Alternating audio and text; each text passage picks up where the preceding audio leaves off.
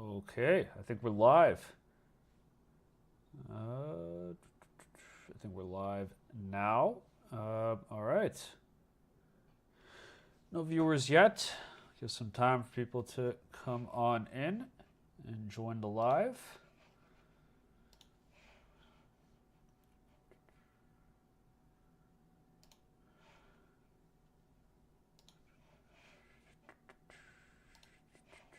Where are my tabs?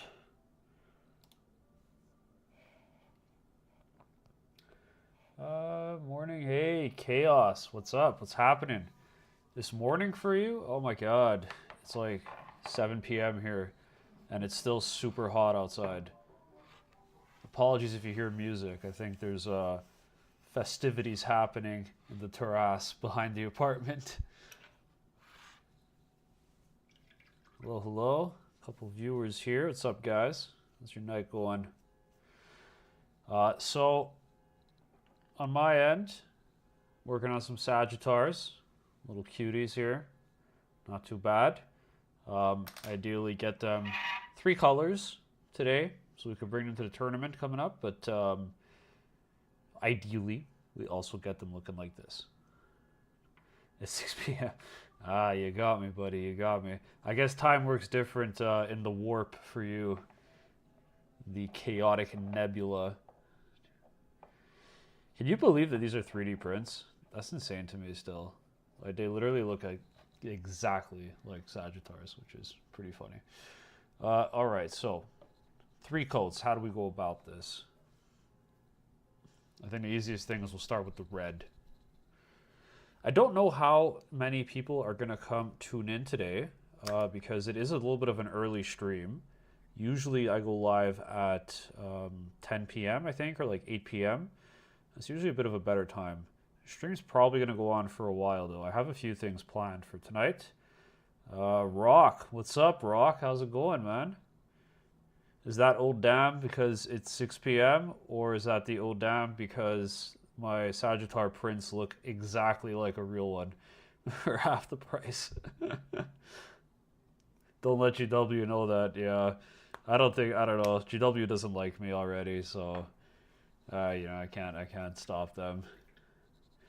I had asked if I reached out to them actually a while ago if to see if we could do like some kind of partnership. I thought it could have been really cool, like with the Votann Codex coming out. I thought it could have been really fun.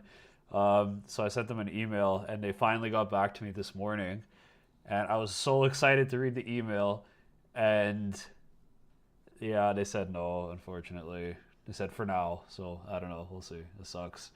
And then, even worse news, like Junior gets his stuff stolen after the big tournament, which is like crazy to me. I can't believe people actually go around stealing figurines at events.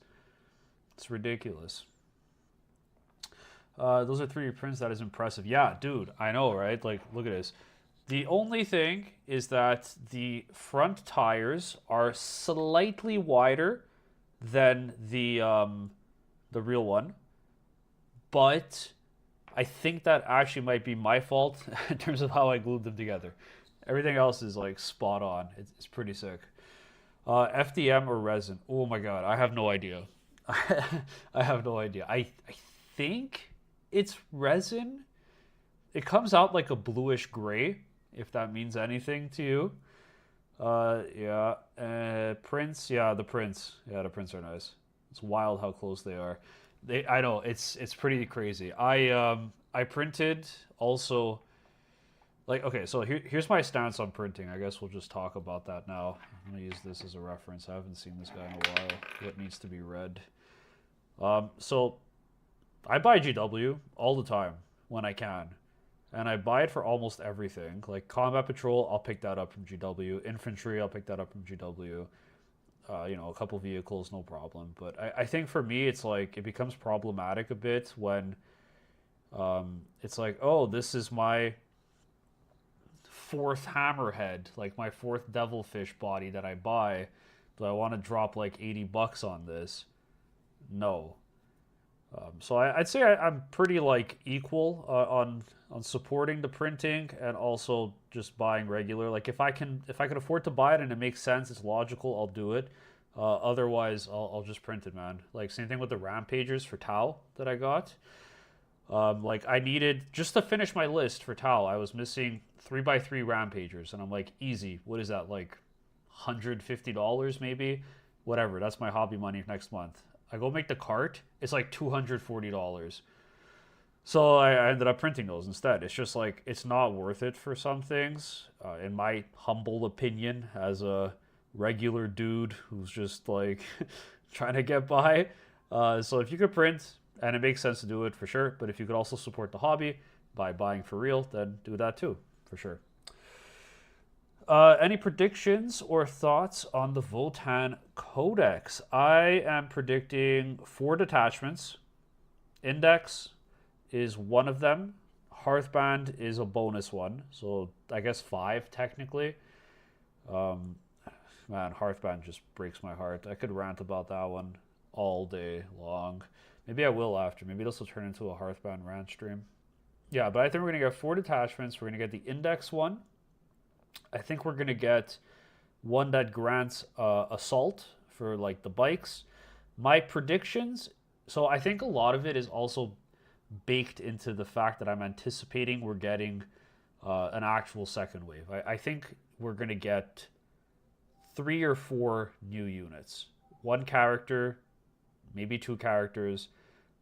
I know Jordan. I don't know if Jordan's here, but I know Jordan is speculating that we're gonna get an indirect piece, an artillery. I don't know about that. GW doesn't really like indirect, so I don't know if we'll get that. But I think we will get a vehicle. I think we will get an infantry piece.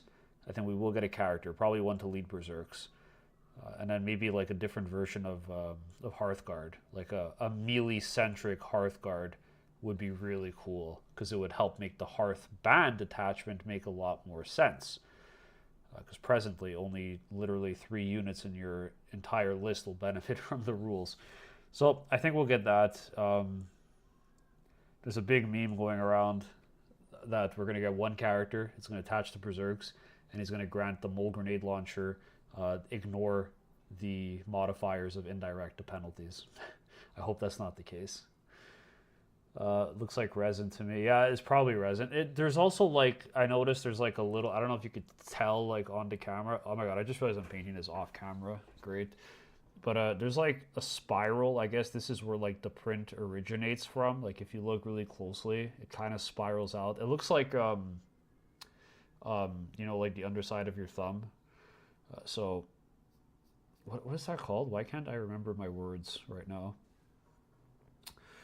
Uh, Paint scheme looks awesome. I'm stuck between going lore accurate Ymir or doing a custom scheme. What's the color of the Ymirs? I don't even remember that. Is that the those aren't the green ones, right? The green military ones? Are those the orange ones? Because I was really torn on that too. To this day, I have like 3,000 points of Votann basically painted, and I still sometimes don't know what I want to paint them as. I think about going back and restarting, but I don't know if I'd ever be able to do that. Fingerprint, yeah, fingerprint. Yeah, that's the word. I described it without knowing what it was. Um, I decided to kit bash the melee weapons on the yacht Green Dock. I'm not a fan of the way he holds his sword. That's the limited run Cal, right? Dude, I like could not find that guy anywhere. Like I feel like he came out and the army isn't even like super popular, but he still went out of stock. I was finding the that female Echamp special edition model long after the cowl was gone, which is interesting because the cowls really aren't that good right now anyway. Urani green, yeah. Ymir red, Urani green. Okay, cool. Yeah, the Urani were the ones I really liked too. There's this really awesome paint scheme that I saw for the orange ones, the Trans-Hyperion Alliance, I think, probably, and it uses oil paints, a technique with oil paints to do the armor, and I thought that was absolutely divine. But it's unfortunate that coherency in terms of an army scheme is visually important, or else I would definitely do some squads with that scheme on instead. FDM would have had more obvious layers. Yeah, I think that makes sense then. The only one that's noticeable to me is there's one here, the one of the fingerprints here, one here. That's all I could see. Everything else literally looks like regular plastic. No grooves or lines anywhere, so it's pretty good. I'm happy with it. We got a nice guy who takes care of us with prints. Okay. Coming along nicely.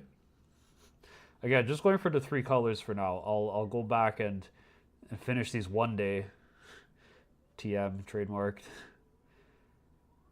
What kind of backlog do you guys have right now? I feel like the only time I can paint is or do hobby stuff is when I'm on stream, because it actually forces me to do it and sit down. But once you start, it's actually pretty nice. I think it's just like the initial like prep that, you know, is the most discouraging part. Cronus Black. Yeah, this is my Cronus. Look, I got the, I don't know if you can see here. Got the little sticker on them. I figured it kind of went with the color scheme. A little bit of red on it, white to break up the black and just like catch the eye. And then like some little glowy bits. Thought it was cool, like the militaristic one. These guys are like dark iron dwarves. Picture them living in like a mountain somewhere on some mining planet with lava. The Dreaded, by the way, I want to let you know you're a local legend. There are at least 5 dudes in my local RT that play Votann, and they all refer... Dude, what the heck? For real? Oh my god, that's awesome. Thanks, man. That's really kind of you to say. I really appreciate that. This is cool to know. It's so weird to me. Like, oh my god. So, I don't think I even told you guys this story, but you just reminded me. You just reminded me about it, Dreaded. So, I moved, basically, couple years ago, out of my hometown into a different city, and you know, for the first bit of time, didn't really have anyone to play 40k with. So then I discovered a store nearby. So end up going, you know, say hi, meet some people, start playing Votann, and I kid you not, somebody there recognized me from the channel, and I thought that was so funny because at the time, also it was like the absolute infancy of the channel, like having just started. So that was pretty surreal for an experience for me to meet somebody actually in person who watched my videos. I still haven't met anybody from the Discord, which is so sad. I think most of you guys are in the States, if I'm not mistaken. I'm in Canada, so the events I go to are all around here. I haven't really traveled out for anything. Haven't even been to that many events in general, to be honest. But definitely looking to do it. Hopefully get to meet more of you guys. I'm pretty sure the reason is because Yalt was made with the order. Oh, I see. Okay. So he was actually just like a limited release at the release of the army. That makes sense. I rarely saw that guy around. I managed to find the commemorative cowl last week too. The commemorative cowl? Who is that? Commemorative cowl. Chaos, you're gonna have to send me a picture of that one. I don't even remember who that is. Is that not the cowl guy, like the first one that we were talking about? Is there even there's a third special edition one? I wonder if I wonder if my printing guy could print them for me. That would be pretty cool. Celebrity status, yeah, Southern US. Yeah, I know a bunch of guys here are from the Atlanta area, like Jordan and Pulp. They keep trying to get me to come down and like see them and play at an event. Maybe one day, like that would be really fun. That would be cool, like a little Votann road trip down to the U.S. I know I was thinking about going to Maine for a while. I've never been, and it looks like it's really pretty. It's nearby too. Lots of good fish options as well. So that was something we were looking at doing this year. But not entirely sure what'll end up happening. Maybe I could get away with bringing my army down and getting a couple games in. That's Yacht, the commemorative Cali. Okay, I see, I see. Okay. The clicking when you put it down sounds like FDM. Uh, for even more context, it's quite heavy. It's noticeably heavy. Like if you pick it up, it feels weighted, which is actually quite nice. But yeah, I'm pretty impressed with them. Okay, so we got some red on here. We are technically already at three colors on this guy because there's a dry brush of gray. So there's black, dry brush gray, and then red. Although that's probably not going to fly. So I'll do another color as well and keep going with the red on this guy.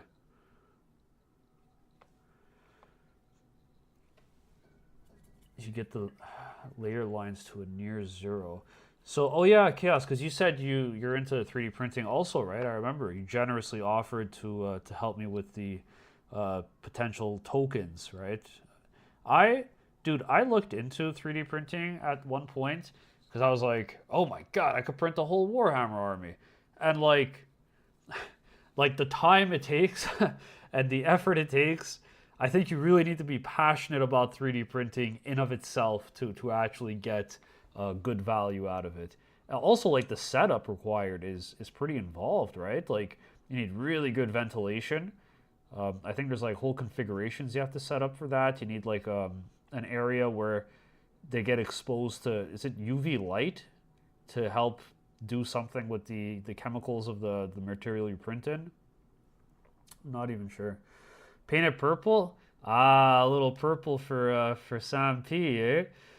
Our stinky Nurgle resident is here. I see. Paid us a visit.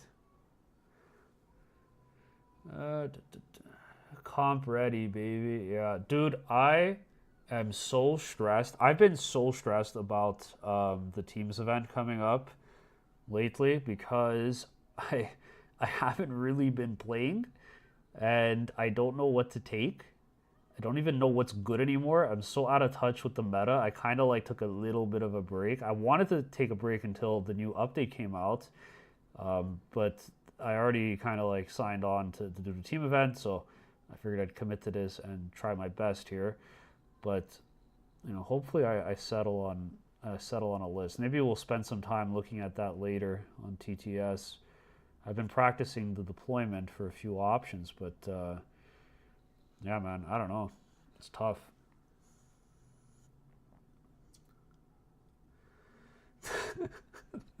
Matt usually picks one or two of his opponent's models to indicate that they're judged. No, stop. We don't have to reveal those tricks of the trade just yet.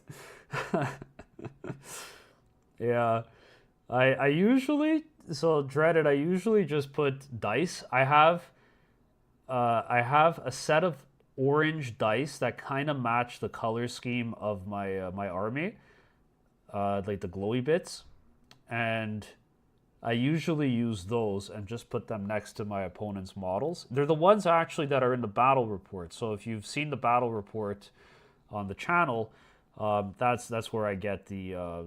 Those are the same dice I use. If you haven't seen the battle report, go watch the battle report. It's pretty good, and those dice have been fine. They never really cause any problems for me, except that they're horribly weighted because they come from like, I think they come from like a Pokemon card set that I had gotten once, and they're horribly weighted. Every time I roll them, it's like a 1 every single time. And sometimes when I have the dice in my hand because I'm putting tokens and like I'll just play around with them after I kill something, I'll roll those dice and I always get a 1. And I always tell my opponent like, should not have rolled that dice. I still let the roll count. But I try to stop myself because they suck. Go watch the battle report. Yeah, Rock and Stone. Yeah, uh-oh, stinky. Sam, I'm curious, how have your Death Guard been coming along? Are they getting any paint on them? You gonna paint them up before the Codex gets nerfed? We gotta get a game in, man. It's been too long. With regular PLA FDM printing, you don't need to do that much, but those are usually the lowest quality prints. Okay, I see. So I got my copy of Death Guard Codex yesterday. Can't wait to get them on the table. Oh, damn, dude. Nice. I can confirm that they are really, really strong. Like, most of the detachments are really good. One of the detachments is a little bit too good, and then maybe one of them is, like, fine. But it's really strong. They're in a great place, man. And it's a good army because it plays the fundamentals quite well. It's a good blunter. It's tough to get like a significant lead against that army. Great for teams events. I say this although I haven't really played against the new ones, but I do understand that they kept kind of like the play style from the index over to the main codex.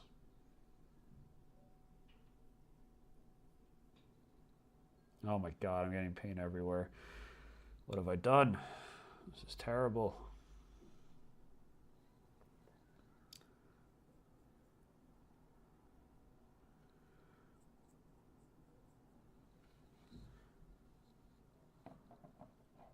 I gotta go, chat. Have a good evening. Bye, Sam. You better be going to paint your minis. Oh, sitting on my foot. The worst time of the year living in this town is the summer because I don't have AC and it's presently 28 degrees Celsius in the apartment.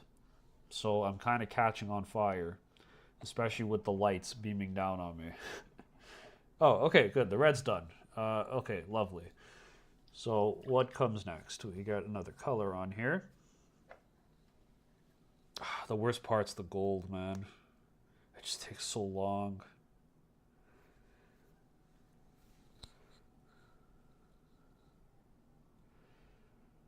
I don't know if I until the nerfs I already have.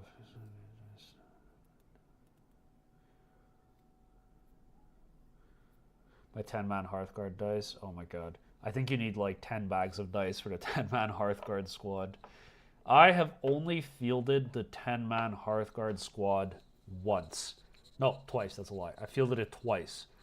And both times, I think it took like 3 minutes to resolve that activation. Just off of the dice alone.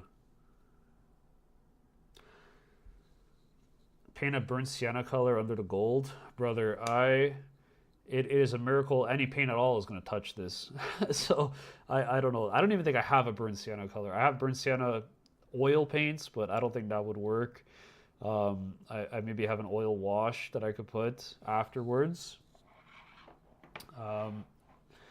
Yeah, but okay, so here's the thing. So I get why you're saying that, right? Because the black kind of shows through, like over here. But it's all part of the plan. Because by doing this, I save time. And it fits the scheme that this is a really dirty, busted old machine that they're using inside of the mines. So that's my head logic for rationalizing my laziness. Oh, this paint is like not good.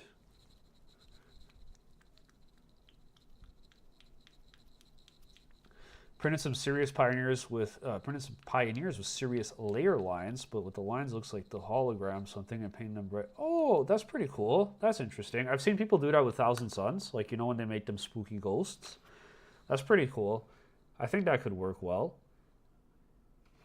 You could get pretty creative with a lot of armies. Sam would be proud of me. Sam's our resident kit basher, so he just like you give this man a sprue and he'll build an army out of it.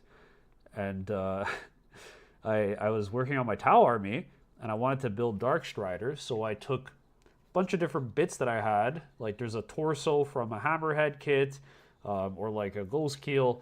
There's like a leftover head from the Pathfinders, some legs. You slap it all together, stick a drone on the base, and you get Dark Strider for free instead of spending $60 on him. So one simple trick. GW hates him. But yeah, bits are a great way to... You can get really creative, man, with it for sure. Save some money.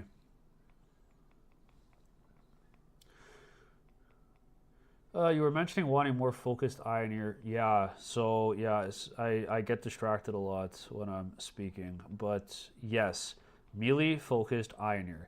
Picture this, okay? Viking, shield, maiden, like warriors, right? With a big shield and like a big axe with like two double axes at the top of the head, right? Like just like a big cleaver. And yeah, man, I think that would be crazy. Like, can you imagine that? And they have like a 4-up invuln, something that they should natively have, and they have 3 wounds because of the shield. Oh, that would be awesome. And I also just think, like, aside from saying like, oh, that's really cool, I think it would also be really complementary to the army because that's kind of like what we need out of Hearthguard. Like Hearthguard are supposed to be like this durable piece that just holds an objective and like blasts anything off the table that's next to it. Oh, wow, this applies really well. But in reality, they die to anything because they only have 2 wounds. The -1 to wound is cute, but you need to attach a leader to them. So technically, like you're paying a tax to get a defensive bonus on a unit that has no invulnerable save, that only has 2 wounds. So if the dice don't go your way, you die instantly. There's so much damage to in the game.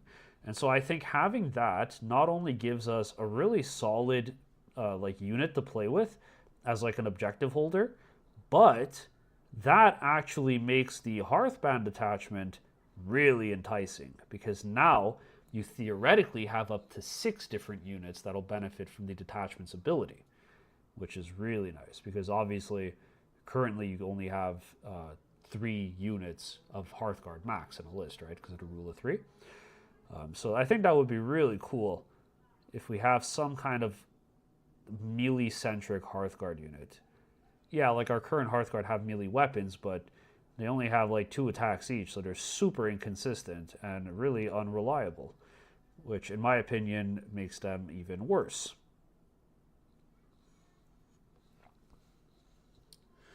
Hey Val, what's happening, man? How's it going? That's my teammate. This is I'm painting up the army, totally not last minute, as I still don't know what I want to bring to our team event. Big congratulations, by the way, in Dallas, dude. That was awesome. That was incredible to see. Oh my god. Were you playing GSC? Or did you take Bile again? Where's the NMM? Yeah, the NMM. We'll save that for another night.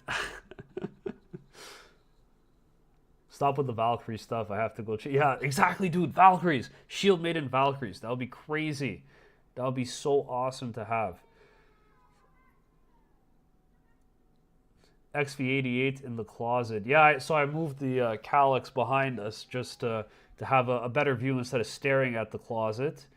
And I just kept all my minis on there. I got a lot of stuff in boxes, man. It's problematic. We missed you in Dallas. Can't wait to get our Votann gamer with us. I played Bile and did mean things to people. Yeah, I appreciate that, man. And also, I don't appreciate Bile. Oh my god, I hate that detachment. It's so annoying to play against. Even though Votann are decent into it. It's still just so annoying. That's good, dude. That's incredible. I'm really happy you got to experience that, man. It's a huge accomplishment. You should be super proud.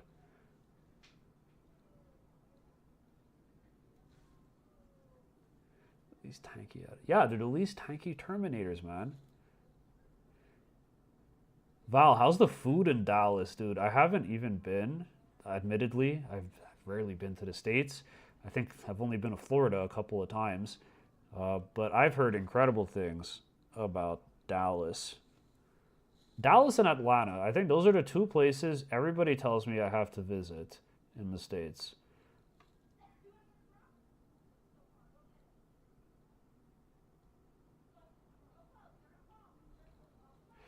Oh yeah, it's coming along. It's coming along. Gerard, for the $5 donation. Thanks for the content. Appreciate it. Thank you, man. I really appreciate that. That's super kind of you. Really generous. Thanks, man. Appreciate the kind words and the support. It really means a lot.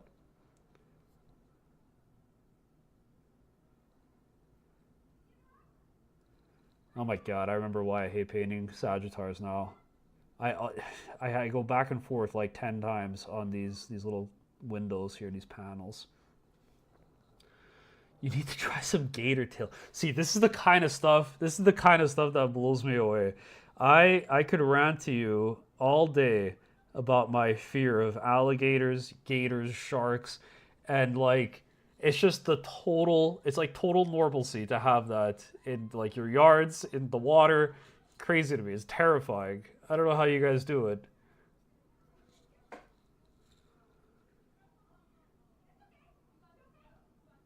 It's one of the reasons I can never go to Australia. I'm deathly afraid of everything there, considering all of it can kill me. Chaos King plays member for 4 months. Let's go, dude. Rock and Stone. Thank you, man. Thank you. It's very kind of you. I need to.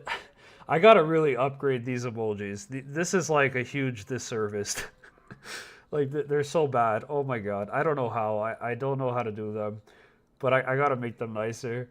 It's just the dice. I decided to go with like YouTube kind of like tells you, hey, you gotta make something. And I was like, okay, let me try my best at making something. And they have like some emotes. And I was like, oh, like, this could be cool. Like if we make like some dice, like like double six, like that's a dub, right? Like Pog, or double ones, that's an L. But I gotta make them nicer. Oh my god, yeah, there's the double six. If you don't rock and stone, you ain't coming home. Silly, silly, silly. Yeah, if anybody's a graphic designer, reach out to me, and I'd love to commission some new emojis, please.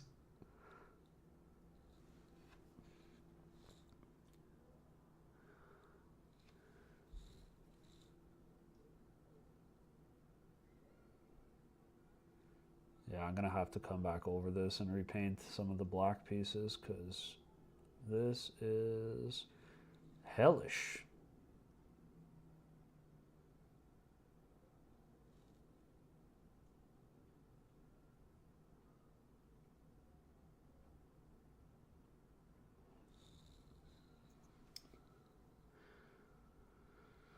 Alligators don't bother people. You can swim right.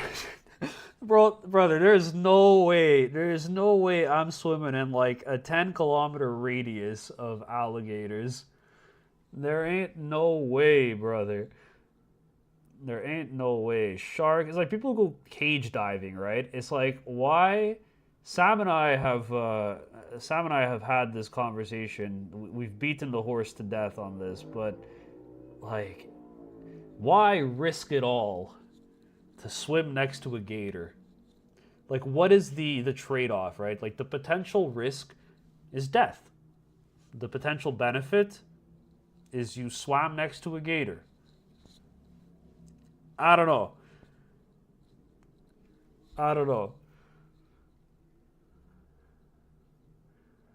Yeah, just swim next to the alligator. It'll be fine, man.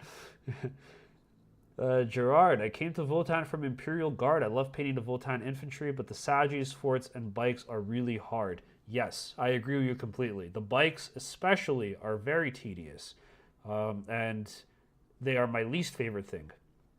In fact, I purposefully try to design lists that have the fewest amount of bikes that I need to take, just so I don't have to build and paint more of them. They are brutal.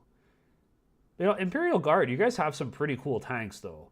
And, despite Votann being tough to paint for our vehicles, like, dude, I can't imagine having to paint like 100 guardsmen. I think I'd go nuts. I don't know if I'd rather do that or swim next to the gator, to be honest with you. That's up for debate.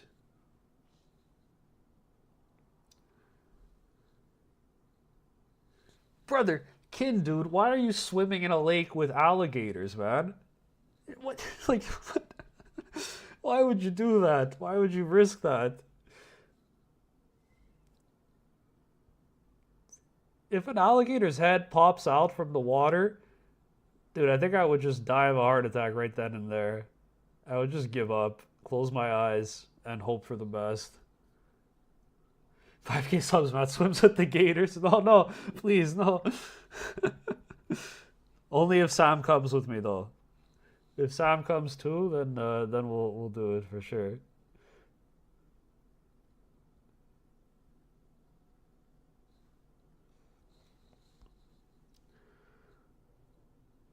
Imperial Guard is amazing. I have 120 Volstroyans. Dude, that is an old OG army, man. Those guys are sick. They have the really cool hats. I remember those because they also caught my eye when I was looking to pick up an army. But I don't think you could get modern kits of them, right? Weren't they like mega rumored to be receiving an updated plastic kit or like an upgrade sprue or something to customize the army a bit more? That would have been sweet. T Dubs, hey everybody, what's up, man? Welcome to the channel. Welcome to the chat. Just painting up some Sagittars over here for the upcoming event. I literally don't even know what I'm running, so as this is just here as like a precaution in case I do a contingency, I should say, in case I do end up taking Votann. I think Val left, so I could spill the tea. Maybe I just take Tau, even though I never played them before. I don't know. We'll see what happens.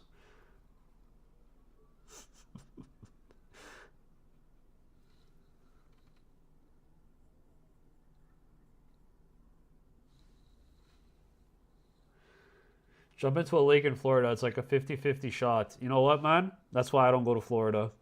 There it is. Anacondas. Nah. Why would I take that chance, man? You guys kayak in the Everglades, you're crazy. You're crazy. I'd rather kayak in my tub. No, there's no way I'm going, man.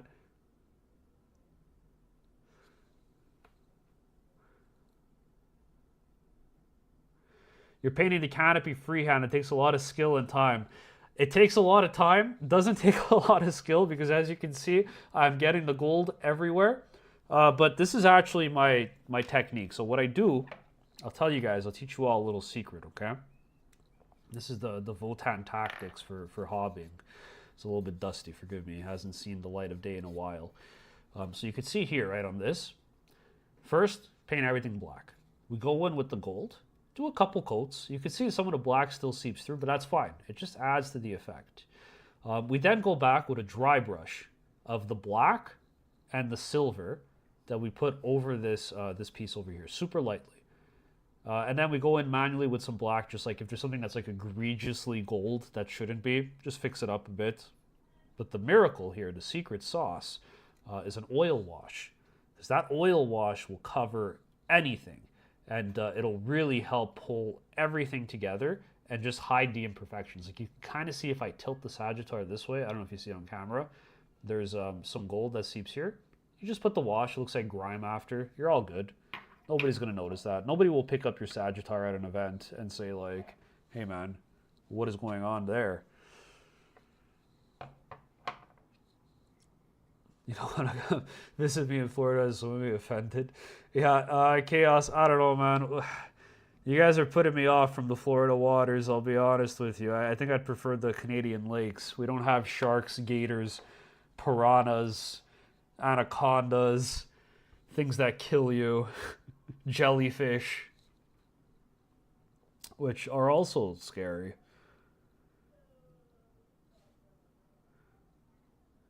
Those the kid under the canopy, they don't exist. These are empty Sagittars, my guy. Yeah, I was like debating at the start if I should paint the inside. And honestly, the reason I didn't want to is because I thought it would be even harder to paint just the trim of the canopy and not the glass. Because that's super hard to erase if you make a mistake. So I elected to instead just cover everything in gold. Oh, I reminded myself. You know what I think we're going to get in the Codex for a unit? I think we're going to get gyrocopter equivalents. 100%. That's my bet. And we're also going to live stream the next 2 reveal shows because I greatly suspect Votann will be a part of them very, very soon. So I'm going to have a bottle of champagne right next to me. Maybe a bottle of wine imported from Sam. And then if the reveal happens, we'll just pop that open and do a nice little celebration because after, like, what, 5 years, we finally get the army. How long has it been since this army came out? I think it was like 4 years, right? Anyway, I've been playing all edition with the same kits, so I want more stuff.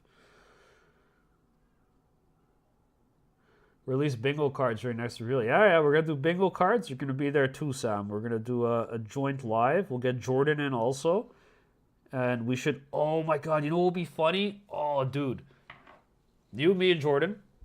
We each make our own set of bingo cards, and then we go live, or we make bingo cards for each other. I don't know, something like that. Then we go live, and we watch the reveal show, and we check them off. That would be funny. That would be really cool.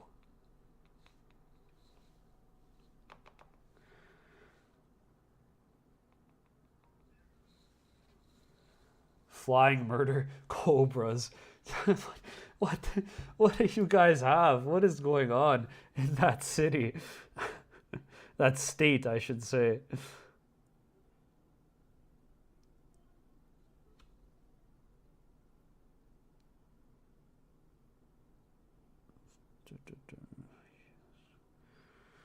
Oh my God, I don't have it in me to do this. Oh. Ancestors grant me the strength. How's Mythic Plus going, Sam? Have you pushed the 3.5 yet? Are you top 1%? Winner gets to swim with the gators, eh? Winner, winner, alligator dinner.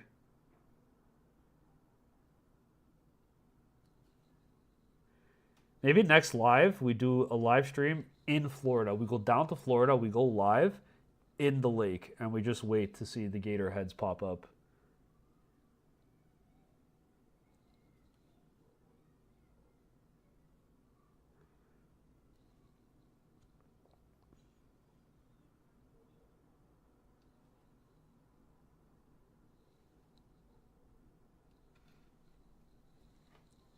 Rating right now.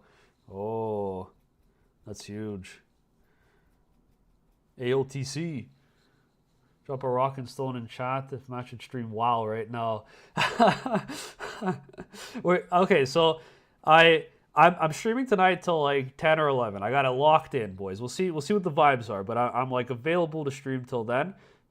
On the to-do list, we're definitely finishing the Sagis for the three colors. So I think I'm gonna do these golds.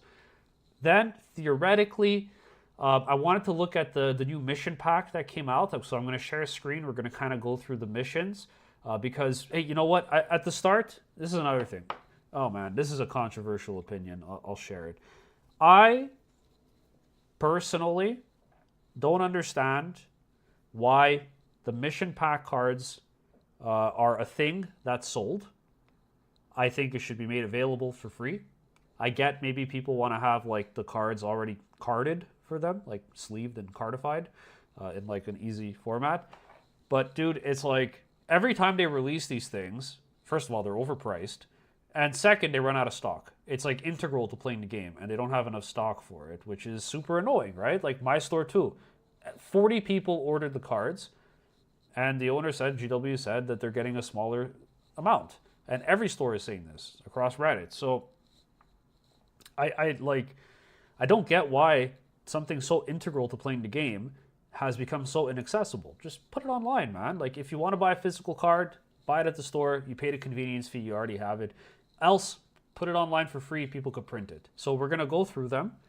I do have them downloaded, so we'll take a look at those. Kind of speculate where Votann falls. I think Votann are gonna do pretty well with them. They look interesting. I think there's a lot of good balancing that was done. To some of the more annoying secondary cards. And yeah, we'll see. So that's the second thing I'd like to do. And then potentially, depending how the stream's going, I haven't played Space Marine 2 in a really long time. I think it could be cool to check that out. I still haven't even finished all the missions on it. So that could be fun to pull up as well. Or like Sam said, if people want me to play World of Warcraft, then we'll jump into World of Warcraft, but probably a different crowd. The trick is to go out at night and shine a light over the surface and you'll see all the eyes light up. My guy, like, why? You're not selling me on this. Like, I'm even further pushed away from coming to Florida ever. Like the fact that that's a reality is terrifying. I think I got paint somewhere on my face, so that's lovely. I don't know where. The horde mode looks really sick, dude. I am so excited. That was the second reason why I bought it. First, obviously for the campaign, and I know they had said they planned on doing a horde mode release. It sucks that it came out this long, but I think they've been putting out a lot of free content for people, so you can't really complain. But yeah, it looks sick, man. Yeah, Sam was supposed to get it too, but he overclocked his GPU in the last thunderstorm, so wasn't able to acquire it.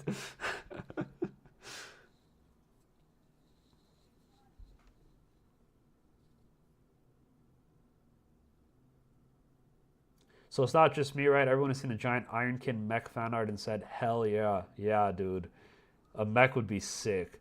I'm picturing a mech with flamer fists and like like power fists, but also flamers on them, kind of like the Telemon, which would be pretty dope. Don't know if we're gonna get that, to be honest. I don't think we will, unfortunately, but that would be dope. We'll probably get another vehicle though, maybe a transport. Although the Sagittar is tough to beat, man. Sagittar is very tough to beat. Oh, there goes the brush.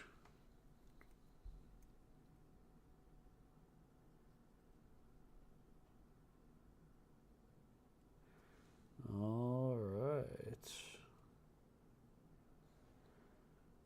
Oh, one more panel left over here on this guy.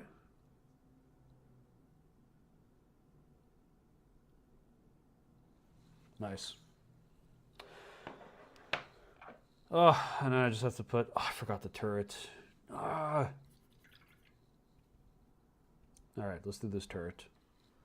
Let's do this turret, and we'll take a look at chat. What are you guys up to tonight? What are you working on?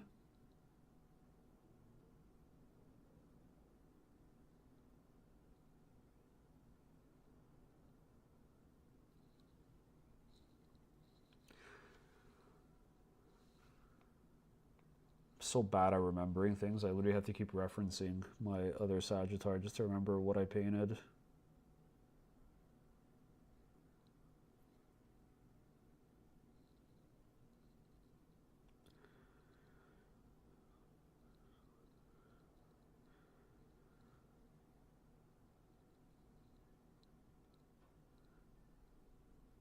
Okay. Nice.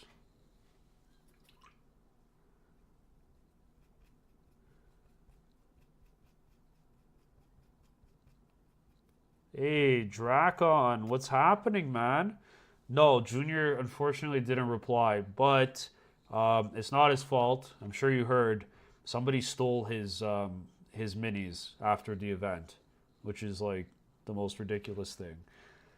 Literally, like he won the event and then somebody broke into the truck and stole his army. So I imagine he's pretty busy right now and probably not super down to talk about it. But I didn't hear back, and obviously very understandable. It's just unfortunate timing. So I'll cover his list in a video. I was gonna make the video for this week, but then the opportunity came up thanks to you to potentially speak with Junior himself. Um, but I think with this change of events, I'll just work on the video and put that out for Monday, just to get something out there and share my thoughts. It's a complicated list. I personally have no idea how it's piloted, so it's going to be interesting to explore that. But just to maybe get some speculation going and get people thinking and inspired, and then have a discussion about it in the comments and on the Discord as well. But yeah, that's probably why I haven't heard back from him. Is due to the recent news.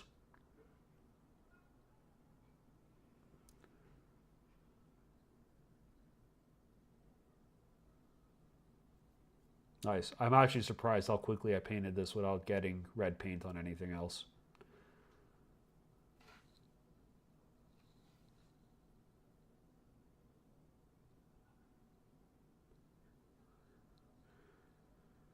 I don't know if Sam's here. Sam, remember when Ivano glued my Sagittar turret into the tank? Or maybe it was you. I don't know. One of you did it, and neither of you want to admit it. And then I had to break it off to take it away from to take it off of its position. Oh boy. Battle ready. Next. Yeah, LMAO. Which one of you rats did it to me? Somebody glued my Sagittar gun to the Sagittar.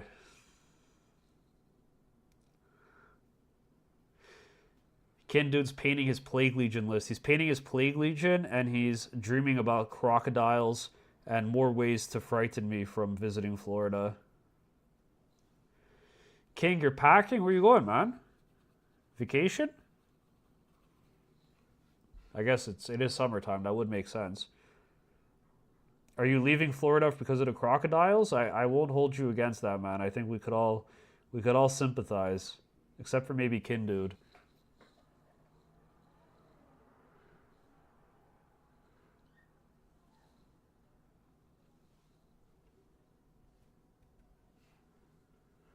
I missed a couple comments. Where is... Let's pick up this conversation. Yeah, Gerard, are you still here, bud? I just saw your comment now about the all metal, no plastic. Would be sick to have a plastic kit. Yeah. Oh, okay, because they're straying so far from the lore. That's unfortunate. I'm not really up to date at all with the guard current lore, like how that has changed. All I know is like there was the whole thing with like Cadia falling, and like that whole like 6-way war that happened. Is there anything else crazy that was going on, like with the new codex that kind of pushed you away from the narrative? I'm not super up to date with it. I know they killed off what's his name, the arch nemesis of Gazgrul Thraka, right? And there's like that whole meme about it, like Angron killed him or something, or unofficially killed him.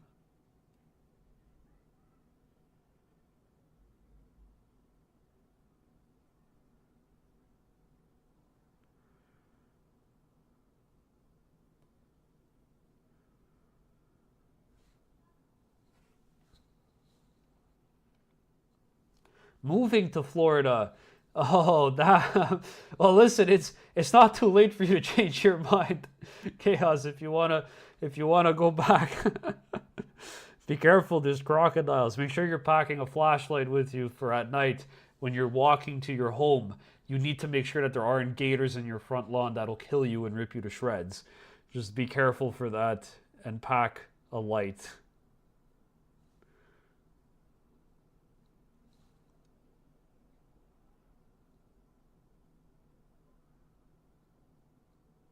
You know, Sam's well acquainted with the Everglades, so if you ever, if you, if you ever want an opinion on that experience, just reach out to him on the Discord server.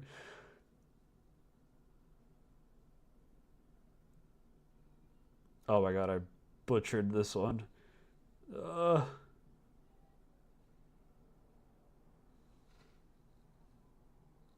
all right, cool. Yarrick, yes, Yarrick. That was his name. Yarrick was a cool dude. Isn't his daughter in the army now or something? Like they killed him and now his daughter's there. That's pretty sick. Like some good continuity at the very least. I'm surprised they didn't keep him alive though. I felt like there was no real reason to do that. Maybe in the future they'll just bring back a new model for him. What color am I looking for? Gold. There you go.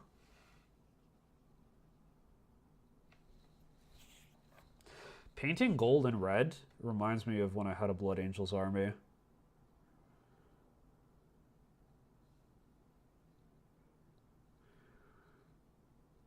We'll be fine. I carry one on me at all times. As part of the safety advisory for a travel guide is just bring a flashlight with you. I did hear about that though, unironically. Like when I had gone to Florida, people said like stay away from the beach at night because there are actually gators that come out of the water, and if you don't see them, you're in for a bad time.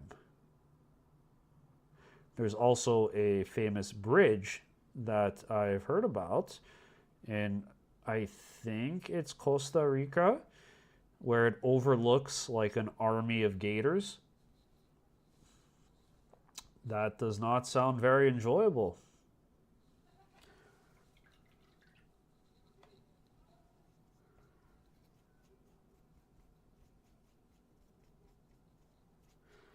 Gaz is gonna bitch slap Anchor on forehead. Yeah. Well, there's that big meme, that famous meme that went around,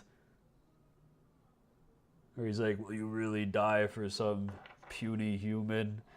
And he's like, "Someone has to," or something, or someone will. So good. Oh my god, I don't want to paint the canvas.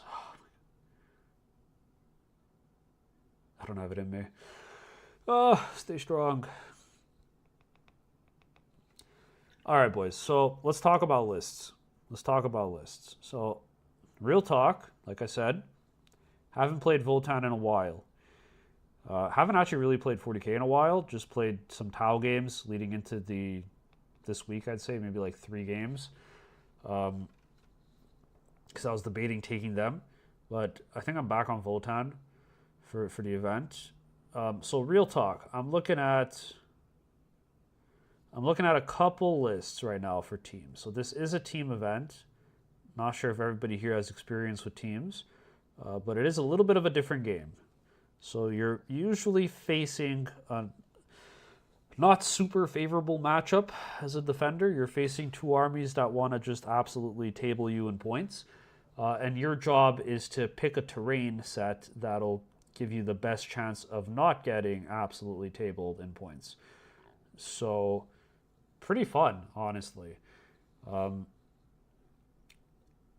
are 3 options that I see, 3 routes I think I could go down. The first option is the Tim Schneider list, a derivative of the Tim Schneider list that I ran at my previous event. This derivative is basically the double land fort, double 10-man brick of berserks. It runs 1 6-man bike, a 3-man bike, and then it takes 3 Sagittars, and it runs 3 squads of 10 warriors who all combat squad at the start of the game. So it gives you 1 extra turn of trading pieces. If you end up in like an unfavorable matchup that involves like a gun line, for example, and of course we take Jaegers. So I like that list. It won me a game into Gladius Marines, which I thought was generally unfavorable. And it just gave me like 1 extra turn of trading, which forced him to have to bring out tanks before I did, which helped. So I really liked it for that. And also, like, of course, if you're playing into like a melee game, you just get an extra screen. Always really nice. So that's like a safe bet. The other option is 5 Sagittars. 5 Sagittars, 3 Berserks, so 3 5-man Berserks, 30 Warriors, again. Jaegers, I think it was 3 squads of 3 bikes, and then a 10-man Hearthguard brick. It's a little spicy. It's a little bit spicy. I don't know how I feel about that one. I had to test that out before I lock that in. It's a little bit spicy. But I think it has play, and seeing Junior do well with a 10-man Vulcanite brick was kind of inspiring. So that's something that I think could work pretty well in teams as well, because it gives you so many little pieces that you could trade with. It gives you a lot of anti-tank with 5 Sagittars. You have a mini stat check being a lot of toughness 10 things, like apparently Emperor's Children aren't super great into tanks. Well, now I have 5 of them. I have a lot of bodies as well to do actions, to deny primary, to hold primary. And then, of course, the big 10-man Hearthguard brick, it just threatens like a no man's land objective. And then when they land there, I'm basically guaranteed a turn of primary. So that's the other option that I'm looking at. Ken Dude says, go 6 Sag list, 3x5 Zergs, 15 bikes, 30 warriors. That's actually exactly the list I had in my video where I made the tournament prep, where I had my, my breakdown at the end talking about my burnout with playing the army, which came out like a month ago, I think. That was the list I was looking to run originally. That list is... I need another Sagittar to play it, so I don't think it's going to happen for now. And you need to practice a lot because it's a parking lot. Like, I will definitely time out if I don't have reps in with it, just to maneuver all those pieces. But it's very strong. I think it's very good in teams. I played into one of my teammates who was on Bile. Very good player, excellent, like top like 150 in Canada, and it was like really close. It was a draw basically. It came down to like a dice. So on WTC, that's perfect, right? You want that. You want to lose by just like 1 point, if anything. So that was great, and that was only with one game of it. So like I think there's a lot of great potential with that list for sure. It's just so many things, right? Like you have so many activations. Your opponent just struggles to keep up and to kill your resources. I'll sell you one of mine. You could print me one, Chaos. Yeah, dude, I'll go on a side note. I'll go on a tangent again. So, like, the other reason why I don't want to really buy anything else is because, of course, our rumored Wave 2 is coming out soon. And if that comes out, like, are 6 Sagittars ever going to see play again? Probably not.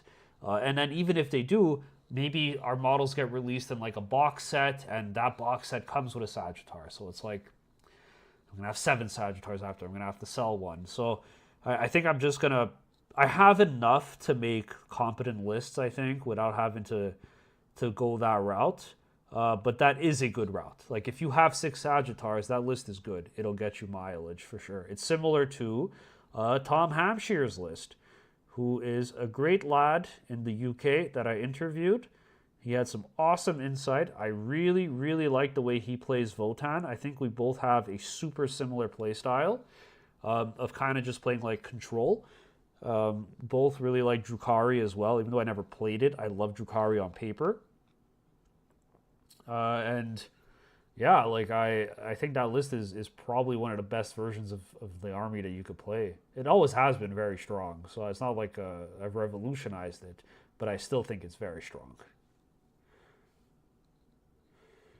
Dracon says, at the moment brewing a 2v2 event, 3 Sages, 3 Zerks, 3 Bikes, Iron Master. Okay, hold on. So you got 2 lists here, right? This is what you're choosing between. So you got 3 Sagittars, 3 Zerks, 3 Bikes. Is it 3 by 3 bike? Yeah, it is 3 by 3 bikes. Oh, that's a spicy list. That's nice. You're gonna struggle a little bit though with like primary denial. I think like the warriors are really nice for that, or like action monkeys. What's your partner playing? Thousand Suns with Magnus. Okay, I think if he's going big damage, you could go melee to help complement that for sure. Maybe it's worth you taking a lot of bodies, a lot of chaff, right? Like you clog up the board, and that way he gets to just like worry-free outrange things with his psychic abilities. He gets all the damage, and you play like the board control positioning. That could be really cool, like complementing each other. Sam and I played a 2v2 a while ago, really long time at an event. I don't know if he's still here. We did Tau and... I think we did Tau and Death Guard, and it was pretty powerful. It was pretty good. He just played as the midfield bully, and I literally just sat back and blew people off the table. And we won 2 out of the 3 games. We lost the last one by like, I think it was something like 5 points on primary because we didn't screen out the gargoyles that the land shoot and move. So they took our primary at the end of the game. 2v2s are cool. I wish GW would kind of like support smaller scale games at 1K. I'm really excited for that, actually. I know like the channel's predominantly like competitively focused, but I really like narrative. I don't like Crusade. I actually don't like Crusade at all. Sam knows this too. But I really like narrative. The funnest parts of Crusade for me are the narrative components, and I think these asymmetrical missions that we're getting with the new patch, the new data slate, are really going to support a more narrative focused experience. And I think that is a huge positive for the game because you could get more people in and start playing at smaller point levels, which is massive because it's less daunting than saying, yeah, buddy, you're going to have to spend minimum $800 if you want to play with me. Now you could say, hey, like pick up 2 combat patrols or like some units you really like, and we could have a game on the table, no problem.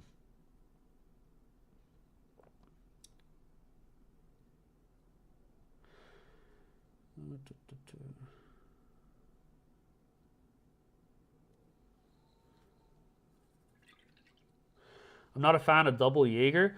Dude, double Jaeger has big potential. It's not necessary. You don't need it at all. But like it could be devastating. I like to look at it. I don't know if you've ever played into Tau.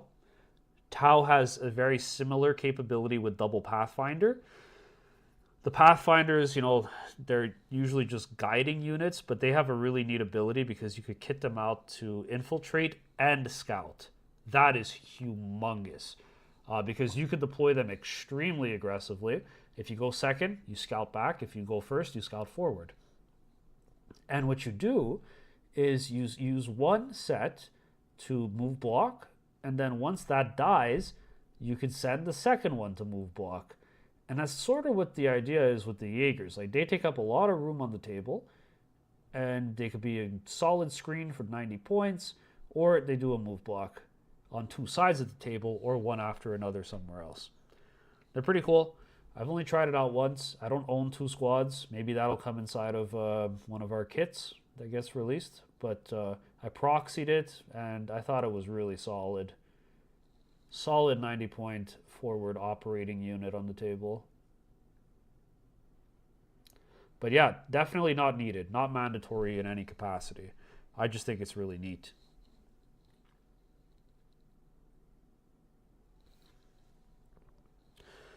Oh, I think the sun is setting and it is getting less hot in the apartment, which is lovely.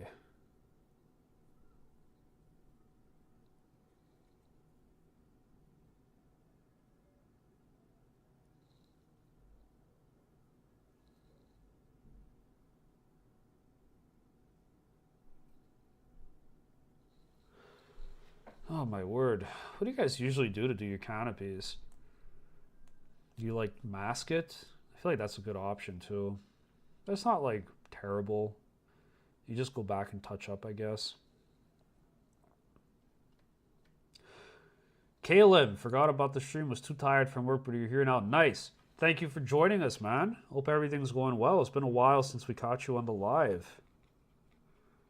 How's everything going?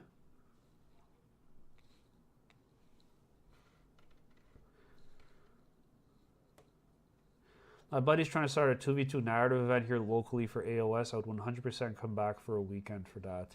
It's cool, man. It's fun. Like, just, I think for a large majority of people, they get into this game because it's a very social event, right? Like, you get to have fun with people in real life and show off something really cool that you worked on, roll some dice, have some laughs. And that's a really core part of the whole gaming experience, right? It's just fun.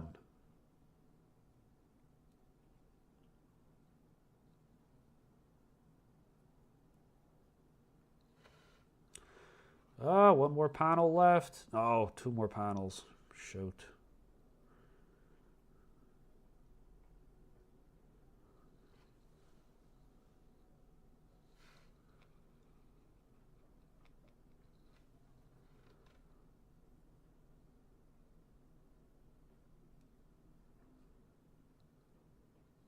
Nice. Boom, we're battle ready, boys. Just like that. Lovely. All right, great.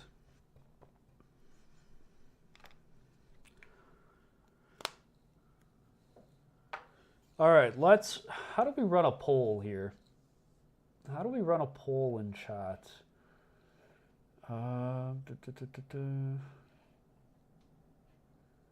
I would like to run a poll. Does anybody know how to... here you go. Start a poll. All right. So let's do a quick poll. We're going to have two options. We're going to do paint metallics. Paint metallics.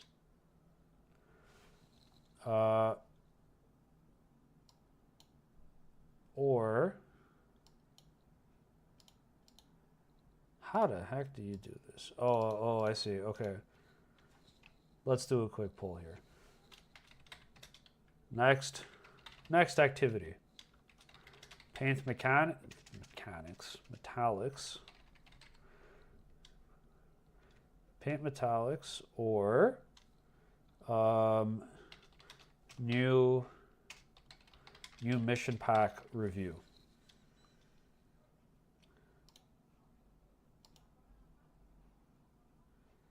Yeah, let's do this. Oh my God, why can't I launch the poll? There you go. Boom. What did you dry brush those Sages with for the highlight? I used a gray. I think it's an Army Painter gray. I could pull it up for you afterwards. I have it somewhere in my bin of paints. But it's basically just prime black. I go over it with the dry brush. I then paint in red, metallics, gold. And from there, I stipple everywhere, just a dirty stipple of brown and silver, just so that it's really beat up. Wash the whole thing with the oil paint, with the oil wash, and then I hit it with matte varnish, and it's done. Easy. Nice and easy. And then you get like a pretty sick result. And then obviously you do the glow. There really isn't glow on the truck, so you kind of see it in the back here. This is obviously a different process. But for the base of the vehicle, that's what I do. Pretty simple, really fast. Good way to get an army on the table in no time at all. Would you rather come across a moose or... Brother, what do you think? What do you think? After my assessment tonight about my my absolute fear of attending anything in Florida. Gator, you guys are crazy. You guys are crazy. The moose won't kill you. He's peaceful. He's just going to be eating his grass. The gator might kill you. So probably not good. All right. The votes are in. 60% of the people want the new mission pack review. Lovely. So let's swap over to that. There's a 40K narrative event here coming up for the week after I move that has squig tornadoes. That's sick. I had an idea. Do I want to share the idea? I mean, we're 10 people. I can share the idea. It probably won't go around. I have an idea that I really wanted to do before this mission pack got announced. So I participated in a crusade. First crusade I ever played in my life. And I have a lot of thoughts on the crusade. Maybe I'll do a video on it. There's a lot of things I don't like, and a lot of it is based on the administration, the admin tasks that you need to do, I should say, in order to keep up and play a game. I also really do not like that you are suggested to use the mission pack, right, to play a game. Like you play the regular layouts, the regular missions, and you use the regular secondary deck. And it's like, what's the difference? Like, I'm just playing 40K, but the rules are broken and not balanced now. The funnest part for me was with our GM, I guess you could call him, the guy who organized it. He made custom primary missions. And for me, that was the funnest part. That was by far the most memorable experience. I will never forget. I don't remember anything about the games because it was just a regular 40K game. And I think for me, that was probably the most disappointing part. But the most memorable part were those missions he made. And one of the missions, for example, that I'll never forget was you're fighting basically in some kind of shipping area. And something happens, you could do actions on objectives to break the valves of like the pipes to do something. And every time you do that, water starts flooding the room, like the battlefield, and it impacts your ability to advance, to move eventually. Like as you activate these different objectives, you get more points, but your army is hindered further and further. So I thought like stuff like that is really memorable. And on the topic of narrative, I bring this up because that to me is a narrative experience. And I always had this fascination as a kid with, I don't know if any of you have ever played Star Wars Battlefront 2. Used to be on the PSP and the PS2. Fantastic game. It was amazing. And one of the coolest things was Galactic Conquest. Simply put, you had this big galactic map of different planets. And what you essentially do is you manage an economy of resources and troops, and you could progress across the galaxy, kind of like a game of chess, and systematically conquer planets, give up planets, fight in space over planets, and eventually you just outnumber your opponent, who's also at the other extremity of the galaxy, and you dominate and you win the game. And that's kind of like the macro level map. And then you actually play out these battles. And I thought that was so cool. And I always wanted to replicate that experience in a war game like 40K, because I think it has so much potential for that. Like we have like the Gallowfall kits, right? Like boarding actions, things like that. We have like smaller game modes that you could play with combat patrols. And like, what if we had this rule set that, you know, it was still relatively balanced. Forget like the Crusade augmentations and things like that of like units leveling up and tracking all of it. But what if we had more of like this economy that you use to allocate points to certain planets? And that's like kind of like your troop supply that you play with. And then you kind of just like spread out. I haven't ironed out the rules of it, but I was kind of cooking with this idea. And like, instead of playing with the secondary mission pack, you get a unique one that's designed just for this game mode, where it's kind of like what they did with twists, unironically, except the twists are like, the ones they released are actually broken for most games. Like, it's crazy. Like 3d6 at like 3d6 dice for a charge is broken, or like no advancing is broken, or advance and charge for everyone is broken. They would not be as impactful as this, but you know, you get the idea. This is as much thought as I put into it, but that's my vision of like, that would be awesome to have, like a game mode like that. I missed a few comments here. I've seen the size of moose. They're huge. I've never seen one in person, so maybe that's why I'm biased. But I've seen a crocodile or an alligator in person, whichever one you guys have in Florida, and that thing is terrifying. It survived like the Ice Age and whatever wiped out the dinosaurs. So I don't mess with that. Everybody says gator. You guys are crazy, man. I guarantee you there are more moose attacks than gator attacks. Pretty sure gator can be outrun. No. You guys are crazy. Caleb, have you seen how fast these gators move? It's crazy. These things are like over you in like a second. Maybe it was a Canadian moose. There's something to worry about. The geese are vicious, but the geese are also really beautiful too. And they're, you know, they always flock around in pairs. It's pretty cute, very romantic. So I like these more than gators as well. Gators aren't very romantic.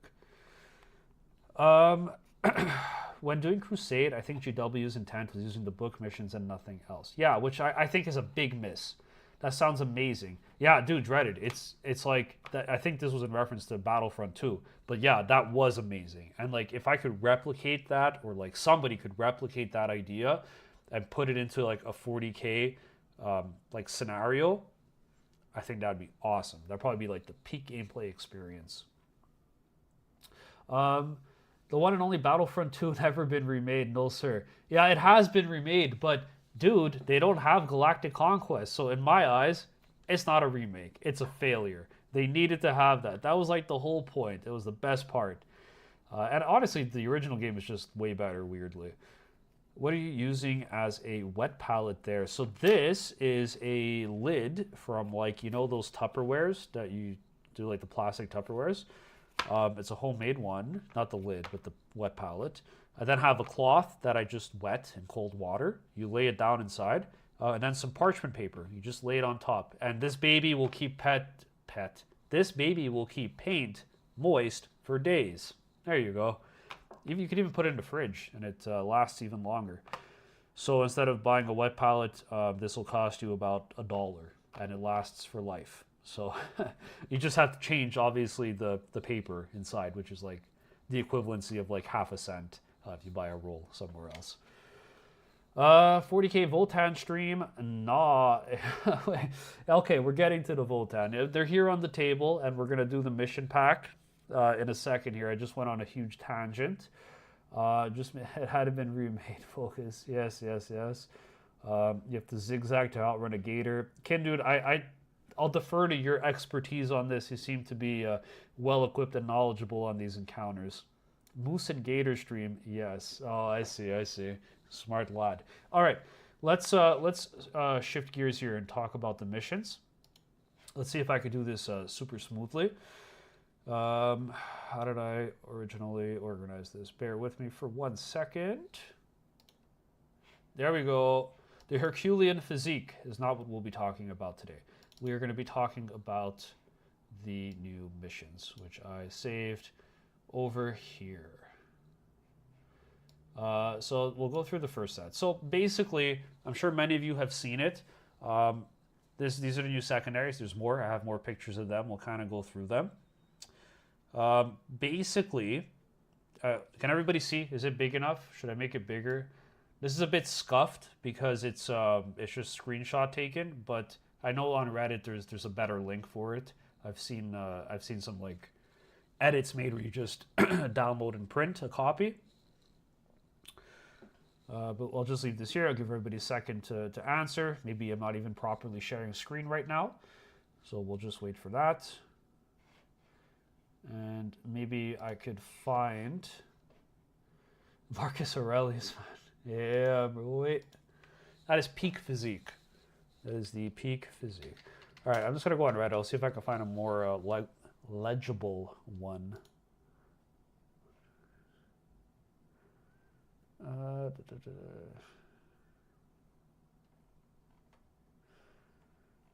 Where are the... I feel like they're all going to get taken down. That's why I took screenshots of these.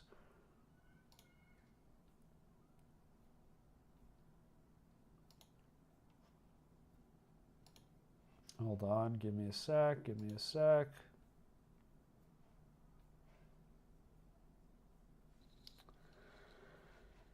Okay, I just downloaded something. Hopefully it's not a virus.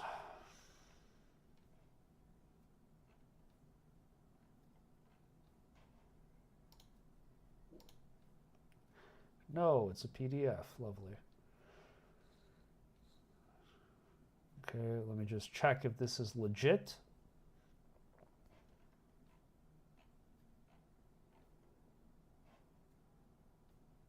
Cool.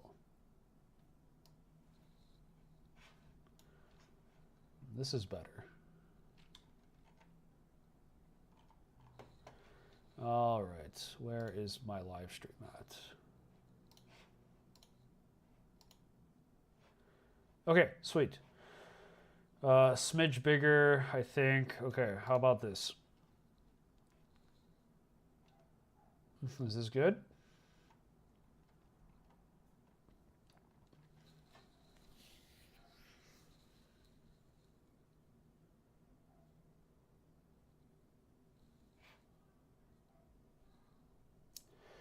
I'll let the stream catch up.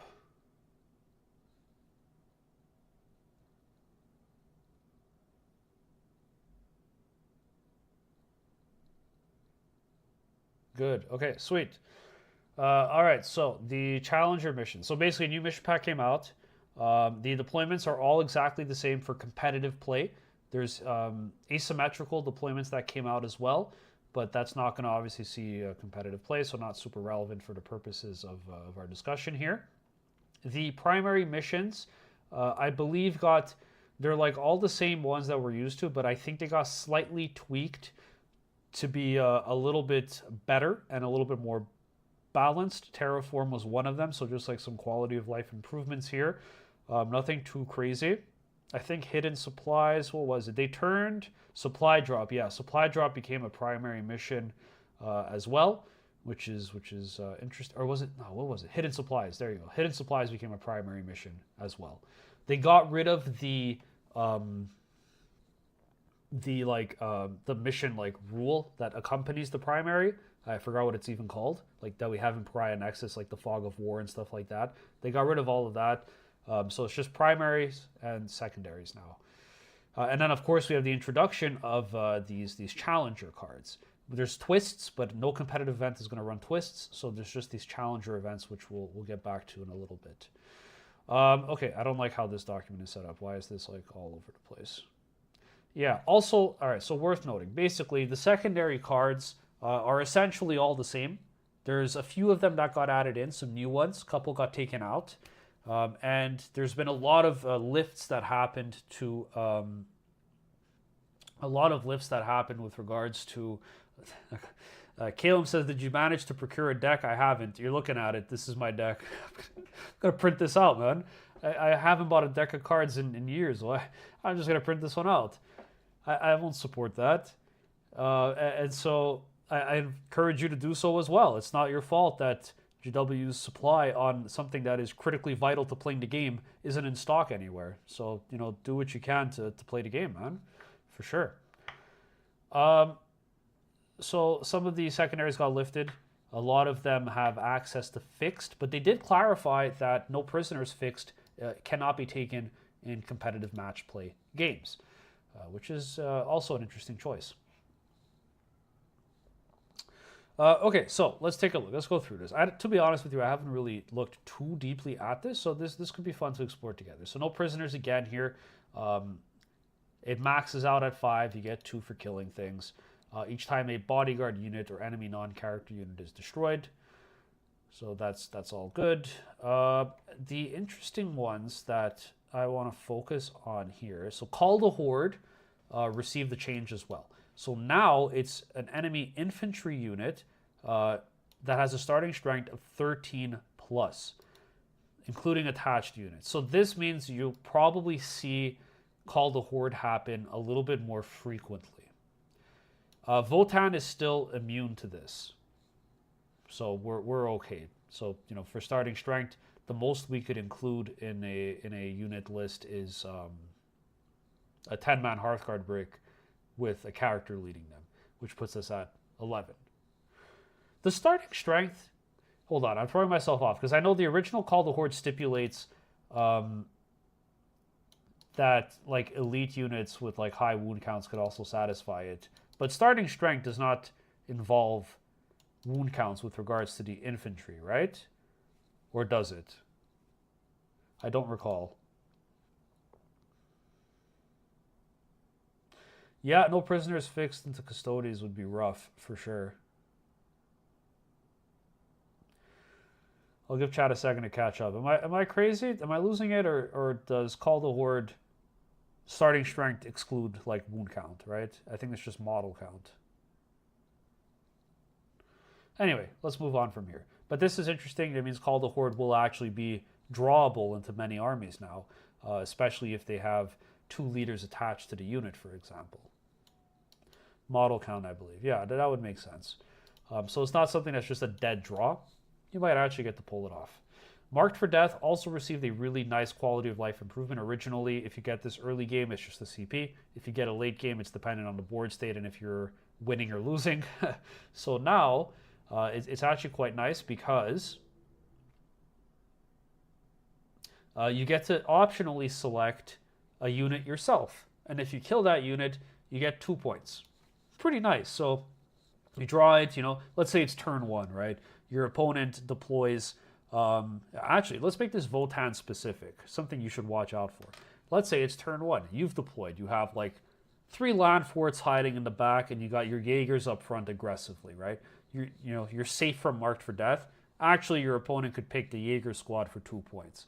So you're going to have to be a little bit more cautious if it's drawn into you now as to how much you're exposing, because your opponent can just pick something really squishy that's directly accessible.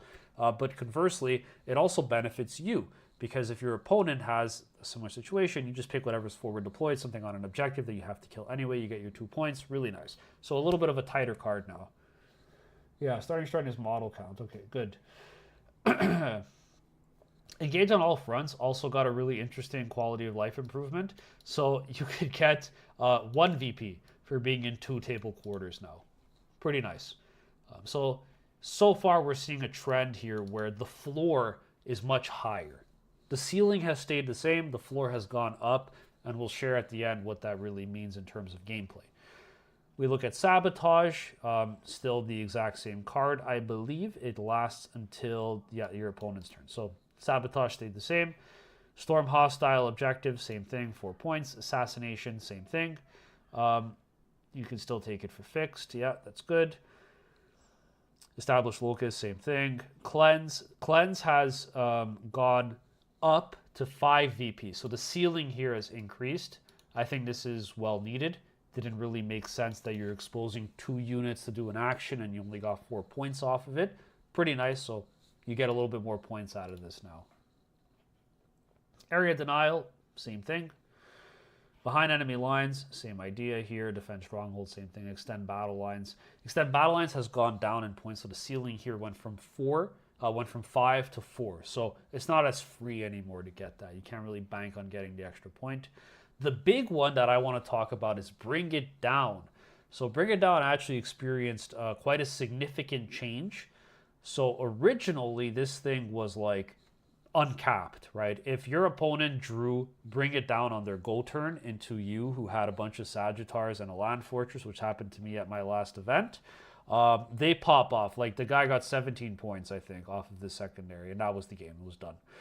I got tabled, obviously, if you picked up that many tanks. But just to say, I was never coming back from that much of a deficit. So now you actually just get 1 or more monster vehicle units were destroyed. You get your 4 points. That's it. It's no more like, oh, this guy only had 9 wounds. I get 2 points. And this one had 16. I'll get 4. No, it's like now you get 4 points. You kill any vehicle, 4 points. Really good.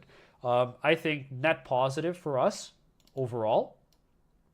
Because, yes, your Sagittar will give up more points. That's fine.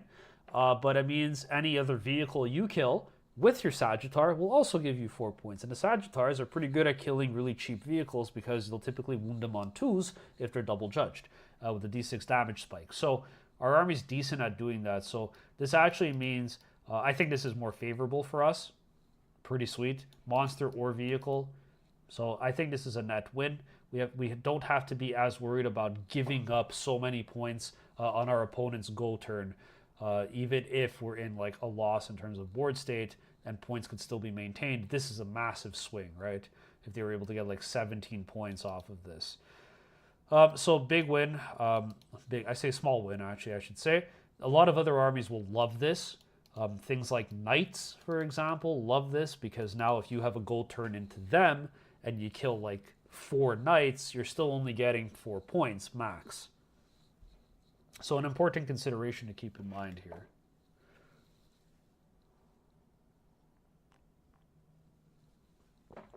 I love how while I'm painting, chat's blowing up, and then as soon as we get into the tactics, everybody's just like, yes, share the info. And then this is one of the new ones. So I don't know what this means. Extracting text. This is one of the new ones. Display of Might. So drawn first round, we put it away. Oh, I skipped Recover Assets. Recover Assets also changed. Massive quality of life improvement here. It completes at the end of your turn. That is huge. That's pretty sick. It counts for 1 point less now than what the ceiling was of 6. So now it's 5 points. If you get to do it in your opponent's DZ as well.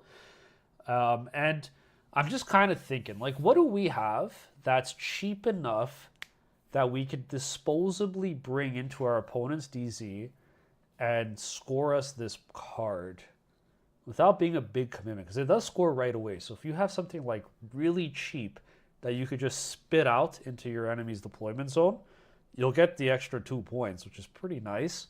Maybe you could set up a move block with them as well, a 2-for-1. You get Recover Assets. And behind enemy lines, boom, you score both of them immediately. Big spike. Car X, what's up, man? Thanks for joining us. Yeah, I know I started the stream a little bit early tonight. I went live at 7. Wow, a lot more people joined now.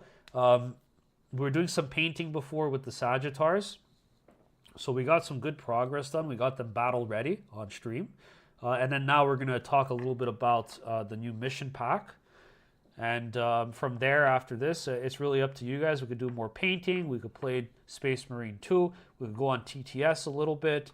But yeah, we'll just keep going with it, making our way through these new secondaries, which are pretty exciting changes, I think. So yeah, so like kind of like where my mind's going with recover assets is, if you guys remember in Leviathan, where you had the secondary where you had to go in the four corners of the table to do something. Something that I was employing in my games was keeping Space Marine 2. Okay, Dread. Okay, we're probably going to do Space Marine 2. So something that I was doing in my games was I kept a 5-man warrior unit in reserves. I just felt like you had to, because that secondary card was so reliant on being in different corners. And people didn't really screen out enough space. Like, if you're going to commit to screening out both corners of your DZ for a tiny 5-man warrior footprint, then that's like fine, whatever you're at a game, because you're so far back anyway. So where my mind's going with this is, maybe there's a potential play for something like that. You keep a 5-man warrior brick in reserves. They come on, they get you recover assets, and they also score you behind enemy lines. I don't know, 50 points. Maybe if you're running 30 warriors, it's an option. I think it's interesting. Maybe when we get our codex and we get a jump pack lone op character who comes in from reserves, hey, that's what he's here for. That'd be great. The other thing here is new. So this is Display of Might. So if this one's drawn in the first battle round, we draw a new secondary card and shuffle it back in. And so this one's cool. So if there are more units from your army than your opponent's army wholly within no man's land at the end of your turn. 4 points. Now, this is a tricky one, because generally in no man's land, that's where all the action's happening. And it might not always be feasible if your opponent has a lot of infiltrators, for example. How much are you going to expose? How much can you wholly get inside of no man's land without being protected behind a ruin or a staging point, right? So this is an interesting one. It's going to definitely shake things up a little bit. Like, it's going to encourage a little bit more early game pressure. But I do find that the game has generally trended towards that anyway. A lot of people run pressure lists now that are in your face turn 1 and turn 2. So probably a little bit more favorable for them. If you're pinned in your DZ and you draw this card, you're in trouble. It's as simple as that. So if you get jailed, you got to be careful for that. Conversely, if you have the option to jail someone, maybe with a double Jaeger break, which we were talking about a little bit earlier, that would actually be kind of nice, because you already off the gate have 2 units in no man's land. Maybe you scout a Sagittar up for 3, turn 1, or sorry, not turn 1. You can't do a turn 1, but like turn 2, you keep your opponent pinned in their DZ. They draw this card. They have to get 3 things out. They could only get 1 or 2. You have 3, and then they don't score the card. So pretty nice. I think this one's interesting for sure. Attempting target makes a return. I think this was there in Leviathan. So your opponent selects an objective marker, and you just have to control it. So for this, my mind right away immediately goes to Sagittar with 5 warriors. You could either from behind a wall eject them out. They move their 5 inches plus 3 for the disembark, plus an advance roll of an average of 3. So you theoretically move them 11 inches. From most staging points, that touches an objective, absolutely. So as long as you stage properly, you should be able to get there. Now, the thing that scares me here a little bit is that it could happen turn 1. That means if it's turn 1 and you're not properly staged, you'll probably lose this card. So making good use of your scout moves here is going to be critical to get yourself into a position where you could touch any one of the 3 objective markers on your turn. I think that's really important. And the scouts obviously really help with that. So using Jaegers to secure a scout move somewhere, ensuring that you have access to all the objectives through your Sagittars, disembarking warriors, and spitting them out, that's also really important as well. Secure no man's land, I believe, is the same. It might have been 3-5, now it's 2-5. I'm not really sure. I let the app tell me. And then overwhelming force is the same as well. And there's a little stipulation here now that destroyed leaders and bodyguard units count separately for the purpose of scoring this card, provided that the attached unit started this turn within range of an objective marker. I think this was always the case that both counted. So yeah, and then a bunch of cards became fixed. Also pretty interesting. Now, again, like we said, no prisoners is not actually going to be eligible to be taken, but I definitely think that there's more potential now to score fixed. And if I'm looking at this correctly, oh no, okay, this is like the opponent's cards. I see. Yeah, so like you could definitely make a list for fixed, go for something like engage on all fronts, and potentially even cleanse. That's pretty nice. It's too bad no prisoners was gone because no prisoners cleanse would be interesting too. But I think there's definitely some potential here, man. Like this is nice. You could also do like cleanse storm. That could be cool. So by design, you're on objectives cleansing. Your opponent has to stop you, so they put something on an objective marker, and then you kill them, and then you get storm, which is cool.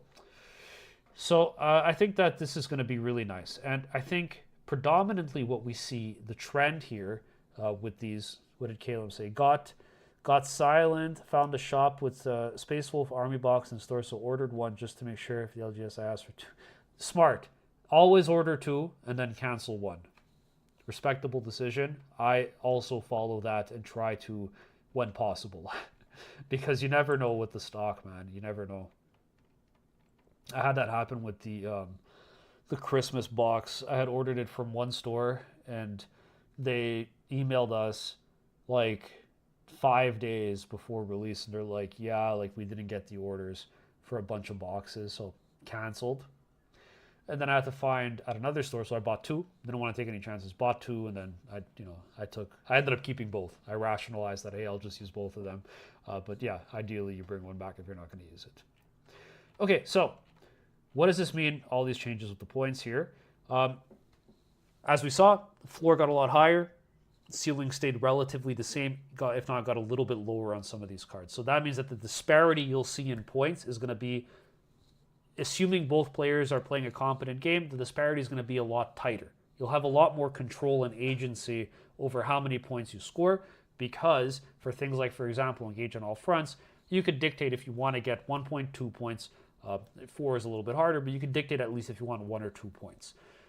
Why is this important? So tighter games, but this ties into the challenger cards.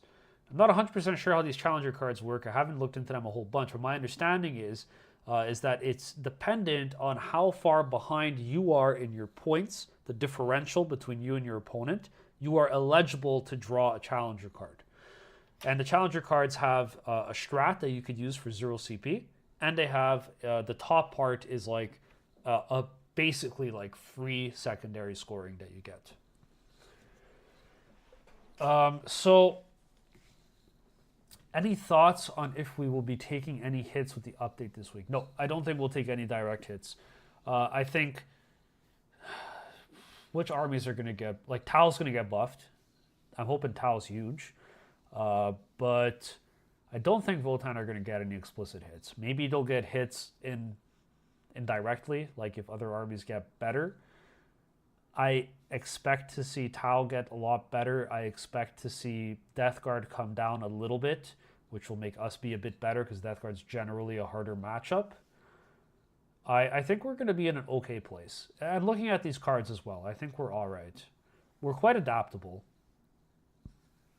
Chaos says more than 6 victory points behind the opponent and you can get a challenger card. Okay, cool. That's it then.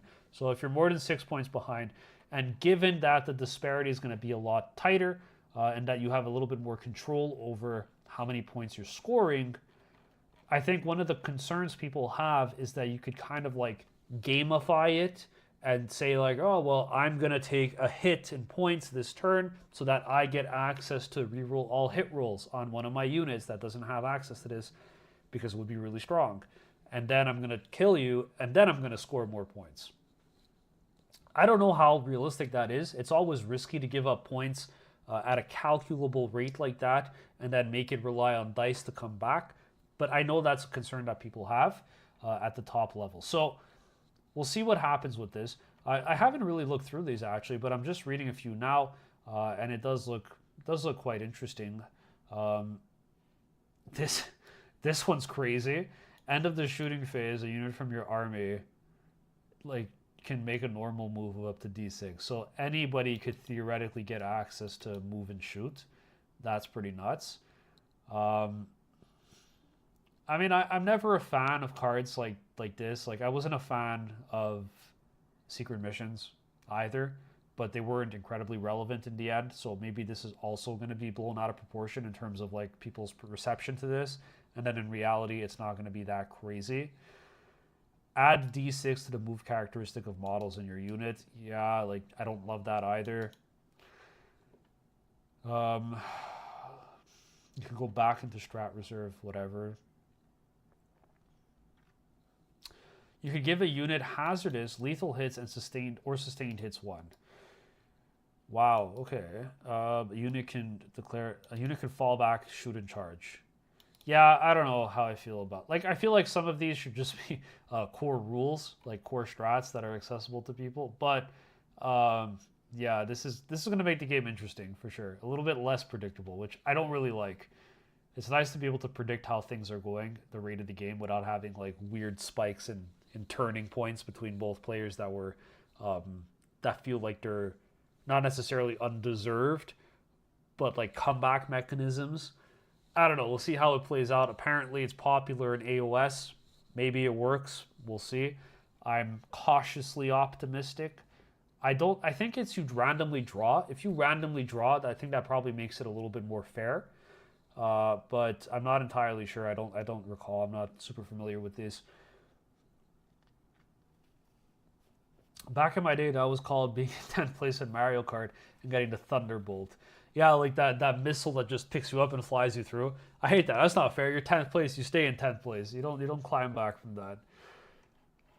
It's the thing in AOS, being the underdog is sometimes a better thing for a turn or two. Yeah, like for sure. And I think like, currently in a regular game of 40K, that is a strategy, right? It's like, depending on the matchup, you could say like, hey man, come out, touch these objectives. I'll take the hit on primary for 1 turn, knowing that next turn, I'm going to put you in a position where you actually won't be able to score for the rest of the game. And so sometimes you have to make that call. I just think now it's like I don't know. It's risky. Like you get a spike in that capability. But again, I don't know. Are they're randomly drawn? Okay, so that makes it better. That makes it better. If it was like you pre-select which ones you want, that would have been bad. But yeah, if it's randomly drawn, I think that's okay. And do you have to use it like right away in the same turn, or do you kind of just like hold on to this? And how many cards can you get in a game? I opted for Secret Mission once or twice, had fun with it, but it's not really a good mechanic. Challenger should be better. I do think this is better than Secret Mission. I used Secret Mission once at an event, and it almost won me the game, but the dice... I'll never forget this. It was reliant on an E-Champ at full wounds alone in my opponent's DZ surviving on their objective, and he attacked me with Guardsmen, and I had to survive. I think there were like 7 wounds that got inflicted, and I had to survive.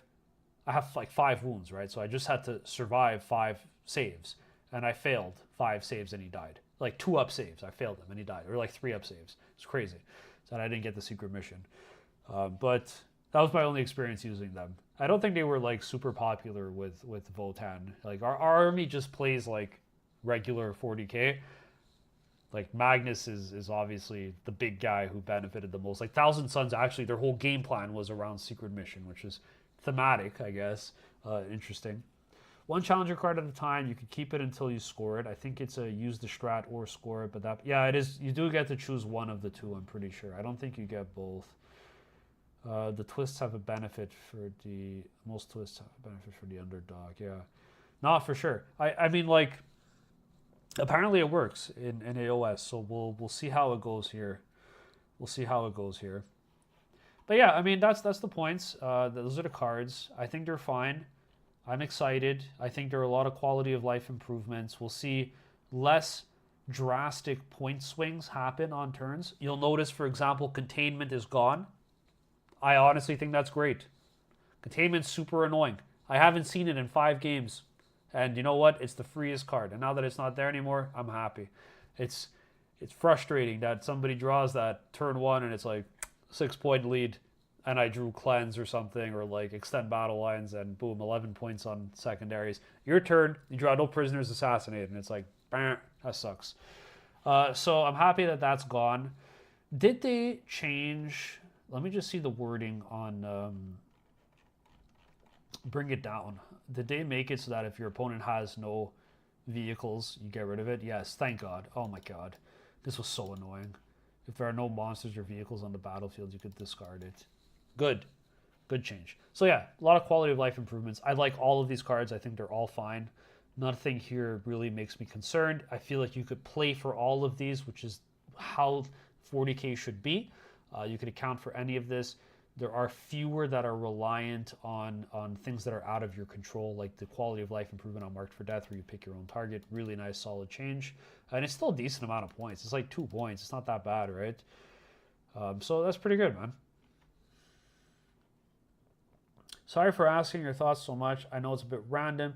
Do you have any thoughts to the rumors we might be getting rid of tokens altogether as a mechanic? Don't be sorry, Dread. I appreciate you being here and talking in chat and sharing your thoughts and engaging with me. That's what makes streaming fun. If nobody was talking, it'd be a super boring stream. So it's nice that you're asking a lot of questions. Now, on the rumors that the token mechanic is going away, initially I thought yes. When Hearthband came out, I thought yes. I'm less certain of it now. I think it'll stay and they're going to change it. I think and I hope that the reliance on +1 to hit goes away, and instead tokens give you a damage benefit. Potentially how like old marker lights used to work for Tau, where it's like the number of marker lights on a target, you had to refer to like a chart. It went up to like 8 or something ridiculous. Obviously, I hope that doesn't happen, but I'm assuming it'll go up to 3, and they'll have it like, maybe you ignore cover. Maybe you get lethal hits. Maybe you get, this one I don't think will happen, but like theoretically, like a target that has 3 judgment tokens is eligible to be shot after a unit advanced. I don't know. I don't make the rules, but that would be pretty cool. So I think we'll still see tokens in some capacity because that is our identity. I don't see it going away. I just think it'll be redesigned and implemented. It always feels a little bit bad to have like, you only get something. You only get to play the game if your opponent kills you, because that kind of sucks. You have to just include things to die intentionally. It's not really fun. We saw that with Drukhari. We saw that with Index Votann. All of these were changed and addressed to give a little bit more agency to the player.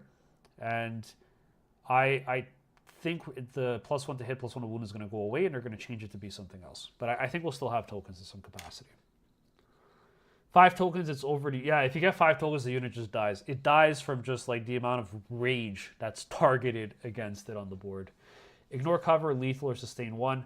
Crit 5. Crit 5s. There you go. I think that's perfect. Crit 5s. I agree with that. That'd be nice. Because we have a lot of like sustained hits built into our army already.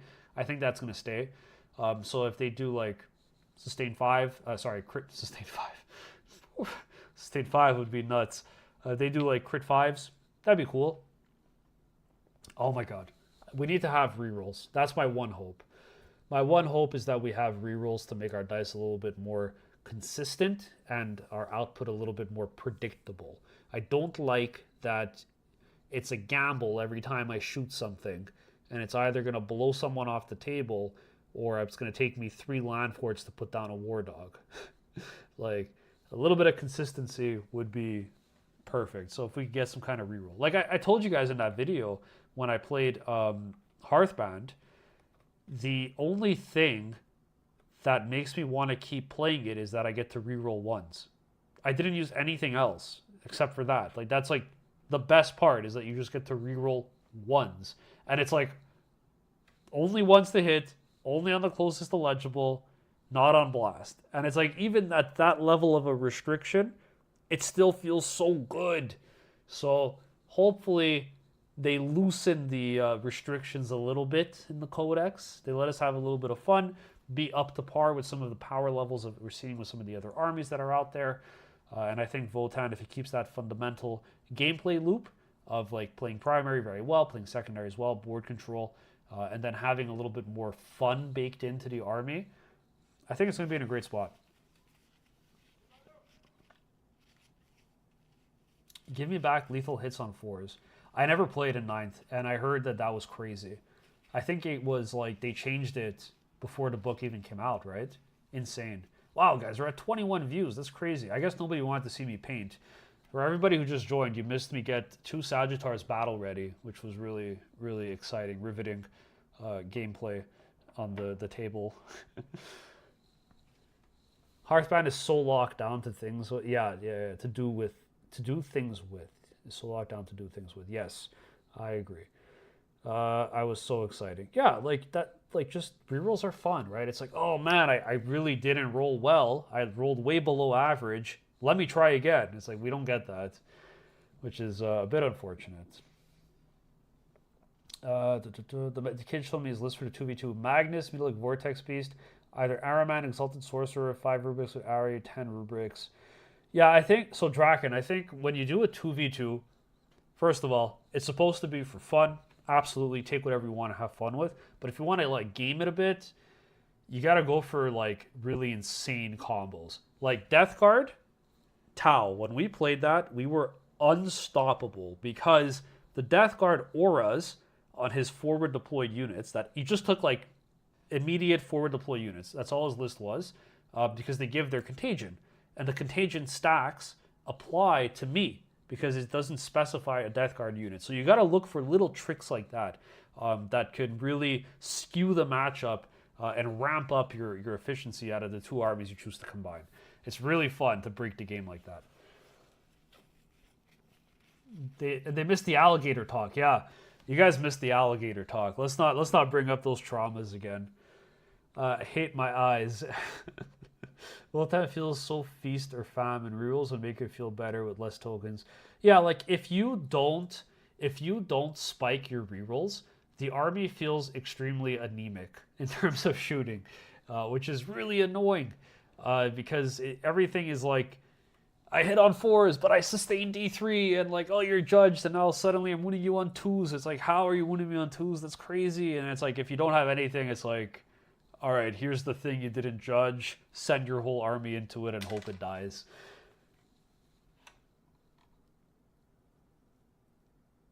See, you gave... There he is. Vertically Obese has joined us. I see. He heard me talk bad about Hearthband, then he joined. He came running. Please forgive me. I haven't given up. I just haven't really played it. I got 1 game in with it. That's not true. How many games did I get with Hearthband? I played 3 games total with Hearthband. 1 of them was like really a competitive game. The other 2 were more like, I'm just going to try a bunch of stuff out. And the competitive one was against Index Death Guard. And I got a draw. And after the game, I was looking at it and I'm like, I didn't use a single thing in this detachment to play this game. And it was like, it just felt like I was playing without rules for the game, which was funny, except for the reroll ones, which felt nice, and the +1 damage against monsters or vehicles, making the berserkers have damage 4 weapons, was also really nice. I have to try it, dude. You gotta send me. We're gonna talk on Discord. You gotta send me a list that I could just take that you've been having success with that I could use as like a starting point. Just to feel it and get an idea of how I should be utilizing it. I think it could work. I think it's worse than Index, but I think it could work, and I hope that in the Codex, we spoke about this a bit earlier as well, with regards to predictions, I think we're going to get more Hearthguard keyworded units, like Valkyrie, Shield Maidens, and I think that's going to really make the detachment come to life. I'm so used to rolling subpar just to spike the most useless roll.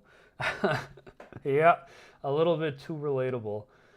I'm 5-0 with my current list. Brother, I don't know how you do it, man. I don't know how you do it. Can you post the list again in chat?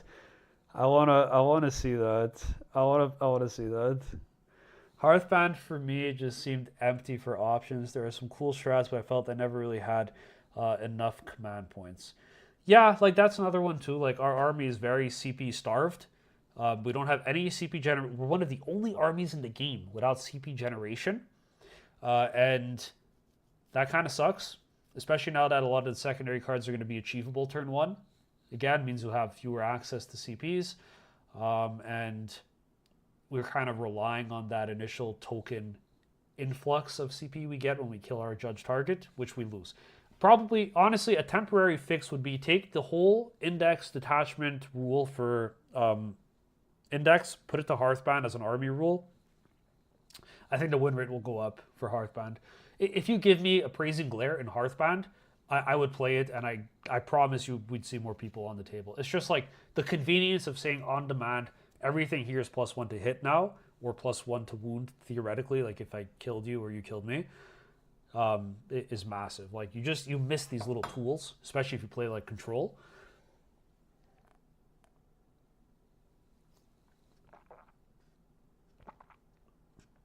Losing the CP from Oathband sucks. Yeah, absolutely, man.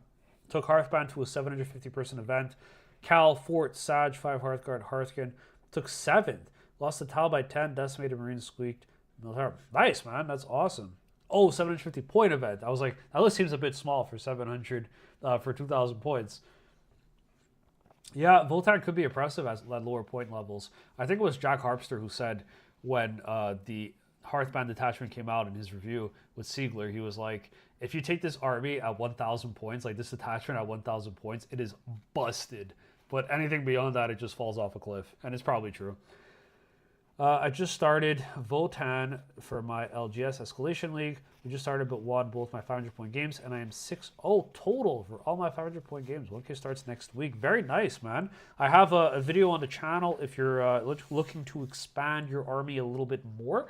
I cover kind of like what I would recommend as an ideal build path, and maybe some of the player piloting decisions you should be looking to make and looking to practice as you progress through the different point brackets. So that could be really interesting and a good place to start if you're looking to get a little bit more tips on it. Let's get that escalation list, dude. Yeah. Jess, you still here, man? I want to see that 5-0 list. All right, guys. So we did the painting, posted the list in #list feedback. Okay, let me pull that up. Hold on. Let me see. I see it here. What is the easiest way for me to bring this up? Notepad.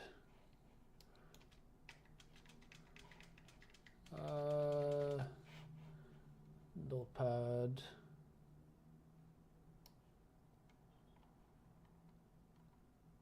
Let me copy paste this.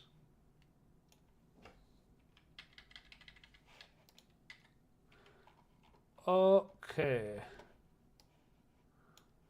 Actually, I'll get a new one. I think this was something from my phone that I just deleted. How do you just make a new one? Don't save. Okay, cool. All right, so let's see the list.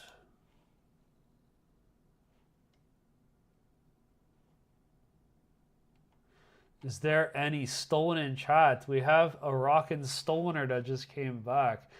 Sam, I was talking to them about that 2v2 event we did a long time ago where you took Death Guard, I took Tau, and we were just comboing with the -1 toughness or the -1 save, and I was playing with Tau, and we were just tabling every opponent we played against. So we made it till the finals, and then we lost by like 5 points because somebody did the move shoot move when they brought their gargoyles down and we weren't aware of it. That was crazy, man. Okay, so let's look at Jess's list for Hearthband. Howdy, boys. Jordan, yes, let's go, dude. Jordan, you missed some really progressive painting. I painted more tonight in this stream than I have in the past 3 months. 2 battle-ready Sagittars ready to go. Yeah, the Knights. Yeah, the Deathwing Knights guy. Oh no, the Knight, the actual Knight player. Oh my god, yeah. He was buzzing, yeah. Oh boy, Hearth. Jordan, stop. Jordan, leave. It's okay. You weren't supposed to see this. You weren't supposed to see this. It's not my list, I promise. It's Jess's. Okay, so this is Jess's list. He went 5-0. Jess, do you play on WTC or GW mostly? I'm curious.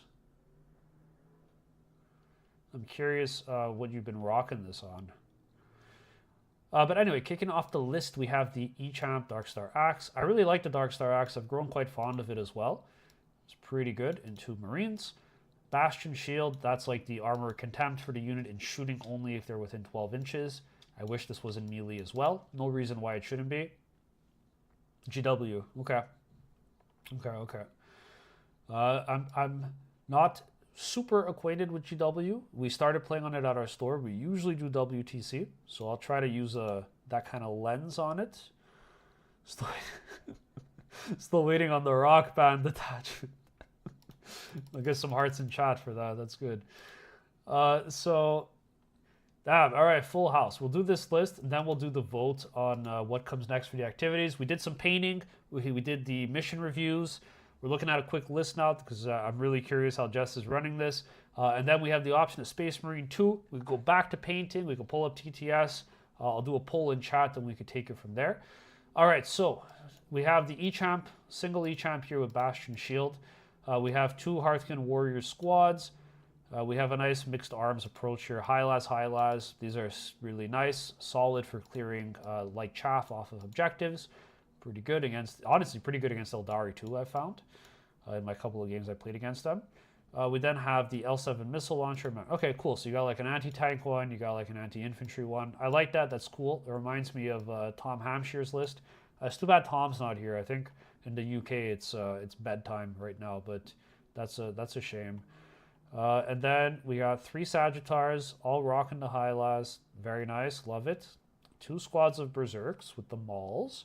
Interesting. Okay, interesting. I do have a question about this after. 3 Hearthguard squads.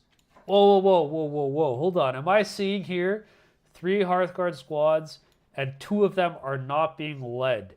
Am I crazy? Jordan, isn't that what we had said? Like, oh my God, in like January or December when Hearthband first came out, we were like, if we take out the characters, we could have like a 22 activation list for Hearthband and just fit so many more things in. That's pretty crazy that this works because I was curious to test this out. So that's really cool. And all Vulcanites, no plasma. I have another question about this as well. We'll come back to it. 2 land forts, standard loadout. We got the SP conversion beamers. Very nice. He found the secret tech. Found the secret tech, man. And then 2x3 bikes and the Jaegers. Okay, cool. Matt showing some chest popping. It's like 30 degrees in here, guys. I'm sorry. I got a tank on underneath. Didn't know it was that kind of stream. Things are getting heated. That's why people are joining right now. They know this is the late night stream that's about to kick in, guys. Not only do we have the YouTube membership, if you want to support the channel, we have the YouTube OnlyFans where we go through the extracurricular content on list building. Wink, wink. All right. So, Jess, I got some questions for you, man. So, right out the gate, how do you find the Hearthguard work without a character attached to them, man? I know like they're not super durable. I think somebody else wrote in chat as well. They asked, why does it feel like Hearthguard have really fallen out of favor and flavor, I guess, both ways, competitively. But yeah, I agree. They have. They're just not as good as they used to. So the durability doesn't get them as far as they used to go. Their damage output isn't as high as it should be versus some of the other armies that got a lot more tougher, and they're kind of overcosted. So Jess, super curious, man. Tell me, how do you feel the list plays without having characters leading 2 of the Hearthguard squads? And I guess these are the ones that are going to be inside of land forts. So you use these as like trading pieces. Only kin. I should have gone with that. Jordan, you're too good for this world.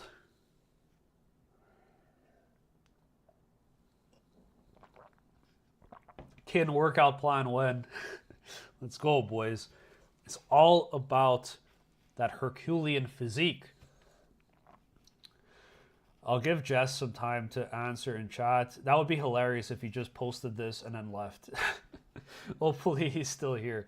I'll get all my questions out. So the first one is about the Hearthguard. Like, how does it feel to run it without having a character in? How much for the shirt on? $10. $10 the shirt's off. $10 the shirt's off. Can I pin? I could put you in timeout for that. Oh my god. So, so silly. So the first question would be, how do they feel without a character attached to them? And I suppose you're using them exclusively as trading pieces here, just out of the land forts. They haven't died in one. Honestly, that's fair. They're T6, 2-up save. You're right, honestly. It is funny because it probably balances out to that anyway. It would take 2 activations to kill them regardless of having a character attached or not. Make it happen, kid. Cheap date. Yeah. Okay, that's cool. And the second one for the Hearthguard is like no plasmas. I'm curious about that. In the math I ran, it felt like having the 5-man with plasmas with the rapid fire, like you pretty reliably pick up Marine squads without having to expose anything else. Is this really just the benefit from the reroll devs? Have you found the plasmas to be a little bit? I mean, we all know they're a little lackluster, but even with the access to the rapid fire, do you find they're lackluster here as well? Third question would be, I'm curious how you feel about Plasma Axe Berserks. I actually think they're quite nice in this detachment because you could theoretically, they're like on paper, they're the least reliant on judgment tokens because they have a BS, or sorry, I should say a WS of 3-up, which is pretty nice. And then if you do get a token to hit on 2s, then you could theoretically bump up their damage up to damage 3 as well into monsters or vehicles. I find it easier to set up double charge, clear 6-inch pile on a unit of berserks with them out of a Heka. Oh, I see. Okay, so you get them out. They come out, they shoot, they charge, and then after you do the double charge with the berserks, 6-inch consolidate pile in, tag something else. Yeah. Okay. Hey Theo, welcome to the stream, man. We're just taking a look at Jess's list here. We did some painting tonight. We took a look at the new mission pack that's coming out in middle of June, I believe. And next up, we're going to do a little vote, see what the final activity is as we progress throughout the evening. Next time, Dreaded. As much as I'd like to see Magic Matt, I have to log off. Rock and Stone Brothers, see you next time. See you, Dreaded. Take care, man. Sorry you're going to miss out on the potential Space Marine too. Okay, cool. The double land fort, I think that's pretty solid as well. I like them in pairs. I'm not a fan of taking just one, so that's interesting.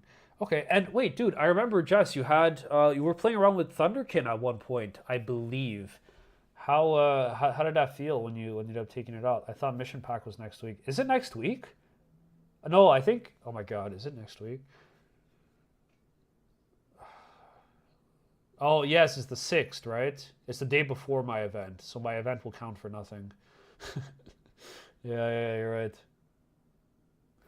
There's a lot of half damage in my meta. Yeah, that's fair. That's fair. If it's this weekend, that's interesting. It changes things up for the team's event for sure. Okay, that's cool. Mission pack is June 7th, same as Space Wolves Army box. Mission pack. Okay, that makes sense. June 7th is the day of my event. Okay, don't have to worry about it then. Nice. Okay, Jess, you know what, man? Maybe I'll try this list out. I would be curious to run. I'd be curious to run a plasma squad for the Hearthguard. I just think it's neat having rapid fire. I feel like by default the unit should already have 2 shots on its plasma gun instead of 1. But I think it's cute. I remember when I played against my AdMech friend, we were just testing like raw numbers, and a 10-man plasma brick picked up a full squad of breachers like with ease with the rapid fire. Have you looked at Greg Chamberlain's Votann lists? Oh,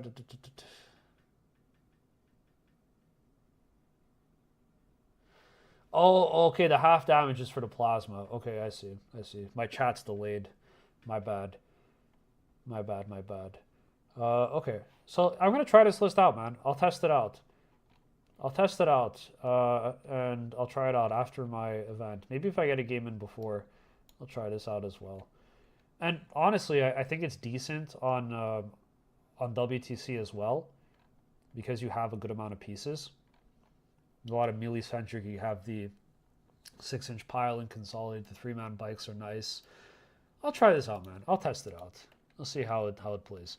I'll probably end up DMing you for some feedback on how it went. We'll see how we could do it. But I like it. It's cute. I also just love the idea of Bastion Shield. Like it just sounds like a really cool relic to have on one of your Hearthguard, like a really tanky guy with like a power shield in front of him. Have you looked at Greg Chamberlain's Votann list? I feel like this sounds so familiar. Did I cover it in one of my list reviews recently, or not? Sam has logged on to the World of Warcraft. Sam is gonna do some Mythic Plus. I'm not sure. Can you send me, Theo? Can you send me the list in the Discord? Put it in the, if you have it on hand. Send it on the list feedback. I'll take a look. When is Votann? I'm gonna delete that comment. No 18 bikes. We're never playing 18 bikes. It's gone. Delete. Okay, cool. So I'll give. Thanks, Jess, for sharing the list. First of all, I'm gonna give this a chance. I'll try it out. Maybe I'll do it on one of the battle reports that we film. I'll test it out, see how it goes. I want Hearthband to work. I think it's really exciting. It feels like, Hearthguard are sick, man. They're my favorite unit. I love having them on the table. So I think any reason to put them on is enough for me to try it out. So I'll test this one out, see how it goes. And I'll give Theo some time to maybe potentially post the Chamberlain list he wanted me to look at. And otherwise, let's do another poll. Saturn's here. Oh my God, now it's a party.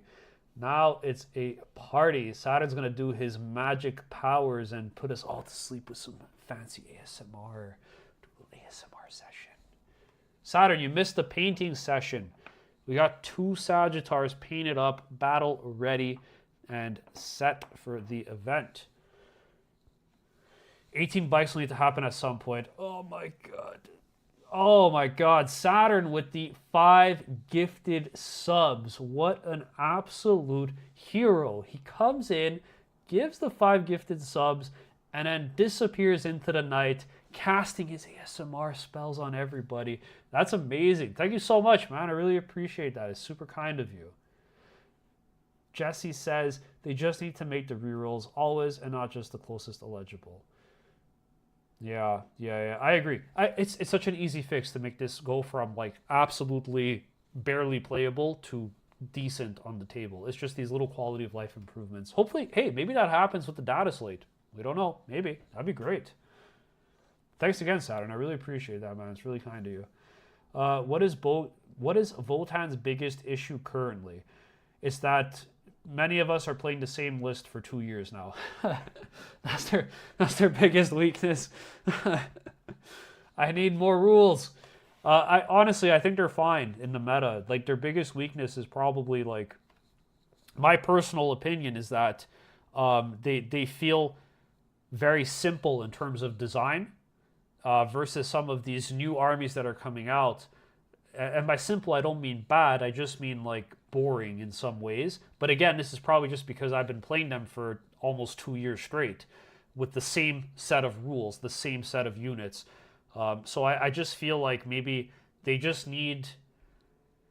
They need like the codex rewrite to make some of our abilities a little bit more interesting.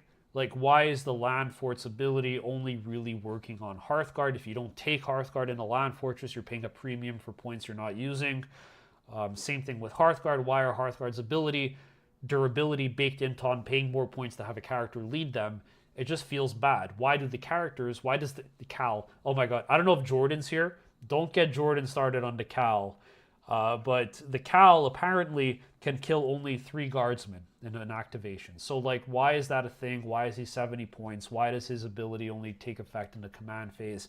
It feels, in a lot of ways, like you're playing with one arm tied behind your back, just in terms of like rules and like fun, and like compared to what other armies have. Like when you see the rules other armies have, and it's like not even power level because Votann's in a really good place. It's just looking at some of these other rules, you're like, oh my god, like that's incredible. I got to think about this. Like with Votann, it's kind of like, here I am at the table. I'm playing my game. I'm doing my thing. I'll probably win. I may lose. I don't know what'll happen. I'll play 40k. Other armies, it's like, brother, you gotta like pull out the, you gotta do like trigonometry to see where they're gonna deep strike, where they're gonna fire and fade, like 6-inch deep strike charge. Like you got to think about all these things, and I think we're just missing a lot of tricks. Average Cal roll. There you go. Someone's making use of our emojis. I can't wait for the paint ASMR video. I'm gonna do you a nice special paint ASMR vid. Don't worry, don't worry. We have some cool stuff lined up for you. Saturn and I are doing a nice collab in the near future. I would love to get him on for a battle report at the 1K point level when these asymmetrical missions come on, because Saturn hasn't really ever played a game of 40K, but he's shown some big interest. So if we could get that to happen, I think that'd be a really fun event. Maybe even we live stream it. That'd be crazy. The most honest game of 40K is versus Votann. Exactly. I'll never forget one time I went to an RTT and I played against, this was early on in the edition when, what are they called? Adeptus Sororitas, like sisters, were really good, like crazy strong, like top tier army before the nerfs happened. And I remember I lost that game to sisters, and then I overheard the sisters player talking to someone else, and they were like, "Oh, like how did the guy was saying like, oh, how did your game go?" And they're like, "Oh, like it was awesome, yeah, like I won." It's like, "Oh, who were you against?" And they were like, "Oh, like Votann." He's like, "Yeah," and it's like, yeah, like it's just, where's like the like, oh, I could do this crazy thing. I just feel like it's missing that. So that would be fun, I think.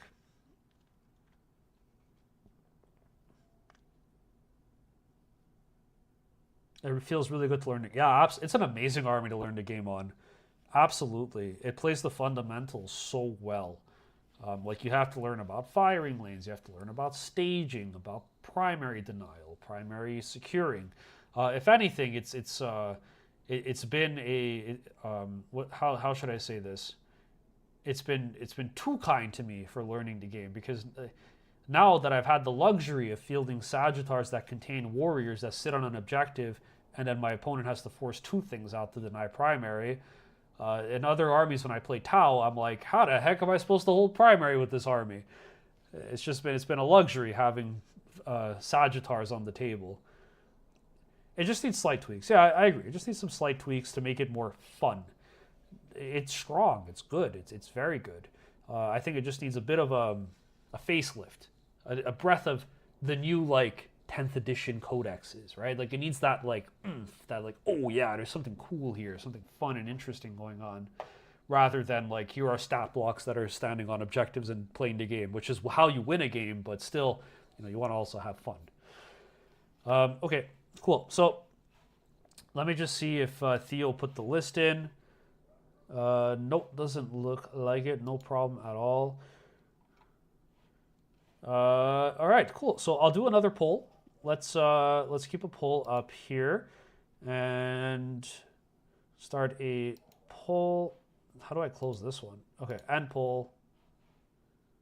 Start a poll. All right. Let's see. Next activity. If I could spell, that would be great. Next activity. So we can do, I still misspelled it, I'm not going back. So we could do two options, I think. We could do like, I'll say one TTS deployment, because I've been doing this all week. And I'm nowhere near to how I want to go about this. Or we could do paint metallics. Or we could do Space Marine 2. And let's let the votes come through.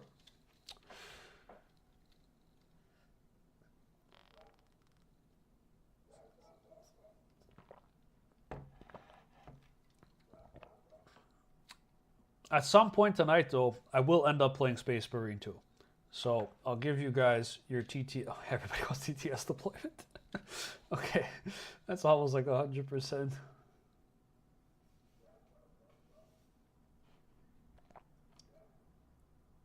The 5-0 is against Tau, Sisters, Death Guard, Demons, and Orcs. Okay, Death Guard 1 is pretty good. Death Guard was pretty. I could see conceptually, I could see why it works into demons. I could see why it works into orcs. You judge the two biggest demons. Everybody has a 4-up, 5-up save, and you just shred them with the volume of fire. That makes sense to me. Sisters as well. It's like you could pick up several squads of sisters with each activation in your army. Really solid. Orcs makes a lot of sense too. Tau, I think Tau's like a bit of a tougher one, so that's pretty cool to see. Death Guard as well, a lot of a tougher one, so that's pretty cool to see as well. You break things down amazingly for someone learning. Thanks, man. It's really kind of you. I like your tactics views break things down. Thank you. Very kind of you to say, man. I just try to. I try to understand it myself and put it in a way that my thick skull would get it, because it's a complex game sometimes, man. There's a lot going on, and it's not always easy to get what's happening. Although I am a Marine player, we are here for a Votann. I can link the results for Death Guard again in Discord if you want. Tau as well. You can send that. I'm curious about those if you want to send them over, and I'll take a look. New mission pack review at 71%. Wait, that's my old poll. Never mind. I was like, wait, we just did that. Okay, TTS deployment has won. All right. Let me pull that up.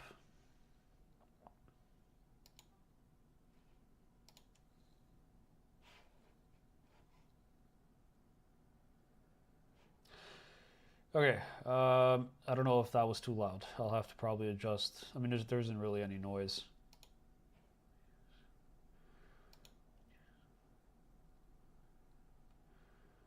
Yeah. Oh, you guys wanted me to play Jenga on stream. I understand why you wanted me on TTS now. Listen, guys, if you wanted me to play Jenga or Solitaire, you should have just said. You didn't have to bait me onto TTS to bring you this kind of riveting content. Okay, so what can we do on TTS? Let's see. So, what would be interesting? Let's see what's happening in chat.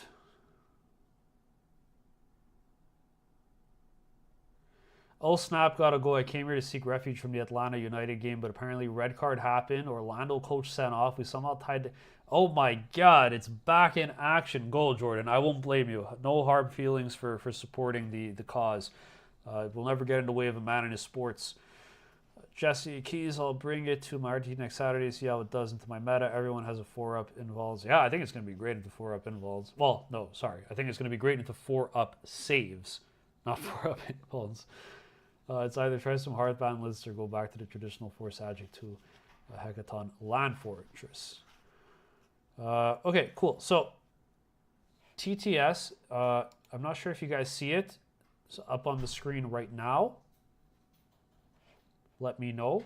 I don't see it on my other screen. So let me know in chat if it's broken. Maybe I have to change how it's being displayed.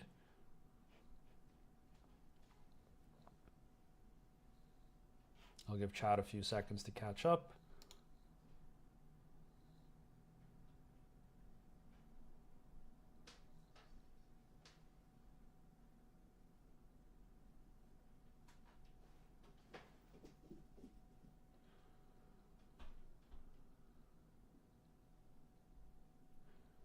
We see TTS. Okay, great, cool. So it's like super slow on my end. All right, so... Okay. So I've been practicing... All right, let me preface the context here. So, Teams tournament coming up, June 7th, June 8th. Need to prepare a list as a defender role. Team wants me to take light terrain for most of the matches. So... I've been toying around with a couple lists. I said this earlier on in the stream. I'm torn between taking the same one I took at my original teams event that I have a lot of practice with. It's like an iteration of the Tim Schneider list, except it has an extra trading piece of warriors. So it has 30 warriors instead of 20, which allows me to slow the game down if I'm playing against the gunline army, which I thought was really valuable. Then the other list I'm looking at is a little bit crazy. It's a triple Landfort list with Hearthguard. It's old school. It's what I used to run for the large majority of 10th edition. Stopped running it after the December data slate with the changes to AOC and the Space Marines having basically our army rule built into theirs because I was just getting one-shotted by Vindicators and Predator Annihilators. But that is another option. And then the third list that I'm potentially going to run is five Sagittars, 30 Warriors, 3x3 Bikes, 3x5 Berserks, Jaegers, and then a 10-man brick of Hearthguard. Really well-rounded list. Plays primary very well.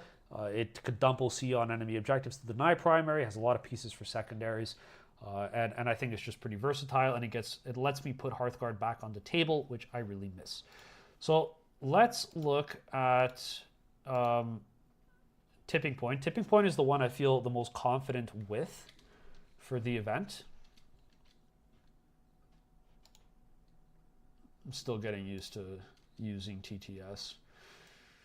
So Tipping Point is what I feel most comfortable with. And I'm assuming that if I'm playing on the light board, I'm going into a melee army. Because if I'm going into a gunline army on the light board, I'm probably not going to have a great time. So I've deployed relatively aggressive here. The Jaegers, I just kind of put them here because it's quite flexible with what I end up doing with them. But it's probably going to be this spot here that I end up putting my Jaegers in. Now, you'll notice this is the light board, and the mission here is going to be Take and Hold and Linchpin. So this is the one I feel pretty good about. My deployment is going to be like this. I essentially have the ability to screen out my backfield. These bikes are totally safe from being shot. I'm going to have Hearthguard inside of... I might as well share with you the list first before we talk about what's in what. Let me just move this here for some visibility. And yeah, that's all good. There he is. Okay, cool. So this is probably the setup. My list is triple Landfort, double Hearthguard, 5-mans, double Bikes, Iron Master, who's back here, triple Sagittar, triple 5-man Berserks. Sorry, no Berserks in this list. And then one squad of Jaegers. So it's my control list from a while ago that I had some pretty good success with up until December when I changed the list. Again, primary here is Take and Hold as well as Linchpin. So those are the two missions using this deployment. Because of the nature of the board on light terrain, it's actually quite difficult for me to feasibly drop OC on this objective. So my only hope in terms of denying primary outside of this one Sagittar that his whole plan is to end up over here is really to use my 3-man Bikes and to use my land forts to blast whatever touches this objective. Over on this side, my idea likewise is my opponent's going to have a bit of a tougher time getting units over here to deny primary for a turn. So I could theoretically, if I'm against a melee army, I could theoretically use these Jaegers to come out, do a 3-inch advance, it's like average, and get somewhere like over here, which basically buys me a guaranteed turn of primary on this side. So my turn 1, if I'm first, these guys would come out. I feel like a boomer using this.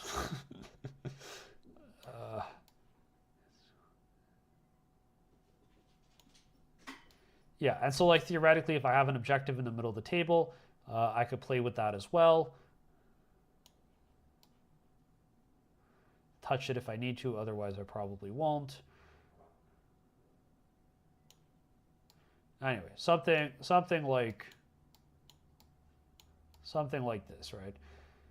It's like, okay, what does this accomplish for me, right? The Jaegers up here for turn 1 means that if my opponent's army hits me, they need to land here. They will either land here. How do you ping? How do you ping? They'll either land here or they're going to land here, right? They may land here in the middle. It's unlikely because of how charges work. They're going to have to hit a few of these units, which means no matter what, I'll be able to see them with quite a few things. Predominantly this Sagittar, which will move up to take this position over here. This land fortress, again, if I'm playing against a melee army, I don't really care about being shot by most of the things that they have. But this land fort can play over here on this side of the table, come out, see everything on this flank, and then one more turn, and it could poke out even further over here and help support the middle. So basically 2 turns, I'm here. 1 turn, I'm in this staging point, or even back here. If they have some kind of gun line, they'll have to stick out this way. In which case, if they do stick out, this tank could come up here, 10 inches. This tank could move up over here as well if they want to come out and shoot me. So there are some options, and all these Sagittars as well could help pop out, see whatever's on this side, and shoot it. Now, I don't think... How can I say this? It doesn't feel super good playing the triple land fort list on this deployment because I'm always concerned that I'm against gun lines, and gun lines will absolutely wreck me here. If I deploy like this, if I play this list on this map, I'll get absolutely wrecked. So I always have the option to flexibly change the map that I play on, but just to say this is an option if I'm against the melee army, which I should be playing into. The idea with this land fortress, I think he was over here, or over here, I don't recall. He basically comes out this way, and he could see the middle, or I think it was here. I don't even remember where I put this originally. If I didn't, he could come up here like this. He could see this objective. He could come down here. He could see this objective. He could get into this ruin and see over the ruin and see this objective over here and see down this way as well. This Sagittar can scout and get inside of this ruin over here like this, ground floor. I'm within 6 of the center, so if my opponent draws area denial, I give him the baby area denial. If he wants to charge my tank, go for it. I'm going to collapse on you with all of my other tanks that are over here behind my lines. These guys could threaten uppy downy. These guys over here are going to threaten primary and trading pieces. And this Sagittar is playing to go towards this objective. This is one of the challenges with this list on this map, is that it's an open board in the middle, and if my opponent is playing a shooting army, they just shoot better than I do because I'm playing Votann, I'm super mid-range, and I will suffer terribly for it. This is not GW, this is WTC. I think it's table 7 or 8. So this is like theoretically what I was looking at. And the reason I'm kind of flip-flopping on Votann here, I'll show you why in a second, is I'm struggling to reach this objective with the army on this map. Anything will take me 2 turns to get there. And it just doesn't feel super good with this list. The Hearthguard as well, I'm a little iffy on. I'm not sure if they could meet the demands of the more recent pressure lists, like Creations of Bile, for example, or even like 20-man Berserk units, or Berserker units, I should say. Like, these things kind of scare me a little bit. I don't know if it could handle it. So I'm probably not going to go with the triple land fort build. The other option is 1 fort goes into reserves. Pops out on the table after I make some breathing room with these bikes. So the bikes scout 9, right? They pop out somewhere over here. The next turn, they move 12. So they come up like this way, right? Like they're just like pushing in. I have some breathing room, and then I could bring in my tank here, either rapid ingress it, or just come and have like clear firing lanes there. I could shoot this objective over here if I bring him in this way. And I could potentially keep Hearthguard in him, so they hop out and get on this objective as well to support. Or I could use the bikes mega aggressively, push them up, like just full on yeet, make breathing room, bring in this rapid ingress, this land fort over here, and now next turn my land fortress is free to come up this way. and see really like into their DZ, which is the goal. So I'm always trying to get that. The reason I don't really like this map, I'll be completely honest with you, is because of this corner over here. Like on almost every other map, you could fit a Sagittar. This one you can't. I hate this. Like this is terrible for me because it's really awkward for me to touch their objective. Conversely, it also means it's super awkward for them to touch mine. Only infantry will be able to. Most infantry move 6 inches. So if they crash here or they land here, it's pretty safe for me to hold this objective. Welcome back, Jess. All right, so that's it, right? Like that's it. This is why I'm flip-flopping. Let me show you what it looks like with Tau. I know this isn't a Tau channel, but I just want to show you why I'm flip-flopping between the two armies. Very similar design. My infiltrators are here, except they scout. So they infiltrate and scout. So if I go second, they all run back behind this ruin. If I go first, they push up this way and do a massive move block, literally pinning you up to here in your DZ. That means it will take you 3 turns to get out onto this objective. I guarantee myself 3 turns of primary. How? Because I have a ghost kill with lone op 12 inches who touches this objective. You cannot shoot me. It's impossible for you to shoot me if my Pathfinders block you here. Even if you get first turn and I get second and you come out 12 inches away from where my ghost kill is, you are going to have to come all the way up to here in my face. And if you come all the way up to here, my whole army could respond and pick you up. That's kind of what I'm looking for with the control list that I have with Votann, except like I don't have the tools to make it work on a light table. That's the problem. Gross. Yeah, it's disgusting, man. You might have to use the Sagittar's ability on that setup. Yeah, exactly. Like you just have to advance it out and dump it, for sure. Now, the other thing that's really interesting is that this detachment for Tau gives lone op 18 to any Kroot units that are within 6 inches of me. So as long as they're visible. So I can have these Kroot over here stand in the open, have lone op. I have scout. I sticky this objective with my 7-inch move, my scout move. I get first turn. I run them back. I don't get first turn. Maybe I even leave them here. I keep one guy poking out. You want to stick out, you got to get an awkward angle for 18 inches. You can't do it from your DZ. You have to come out to the middle of the table, and then I pounce on you with all of my tanks. And then over here, right, like this puzzle that I have to solve about how do I get primary on this objective. Here are Vespid. Vespid move 12 inches. I have a strat to auto advance 6. That's 18 inches. I could land all the way up here and move block. I could land literally all the way up here. Next turn, the turn that these guys move out to deny primary, these Vespid come in, take their spot. Next turn, do the same thing. 2 turns of denied primary instantly. These Rampagers scout 7. They come up this way over here. I give them lone op 18 because of these stealth suits over here. They can't be shot. So you're move blocked here. You finally clear this. I come up and charge you and take this objective again. It's crazy. Like this army feels so natural to play on this board.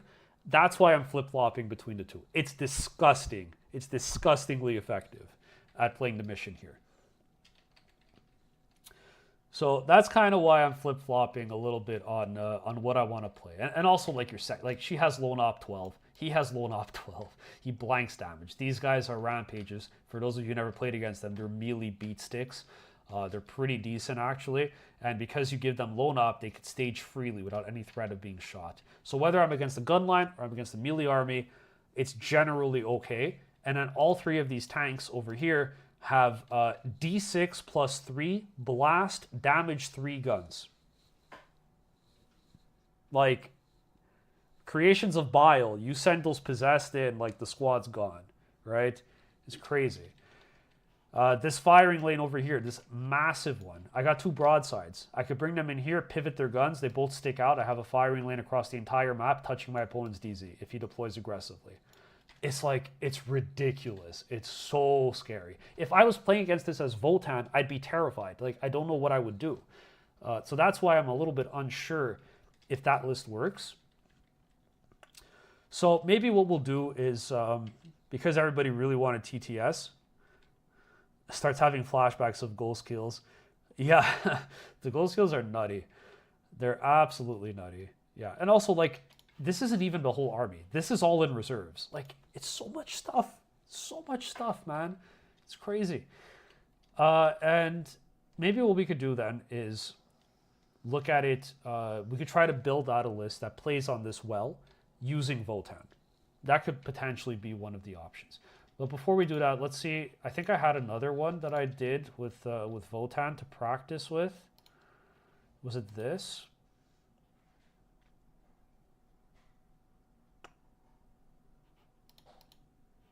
Yeah, so this was the ritual.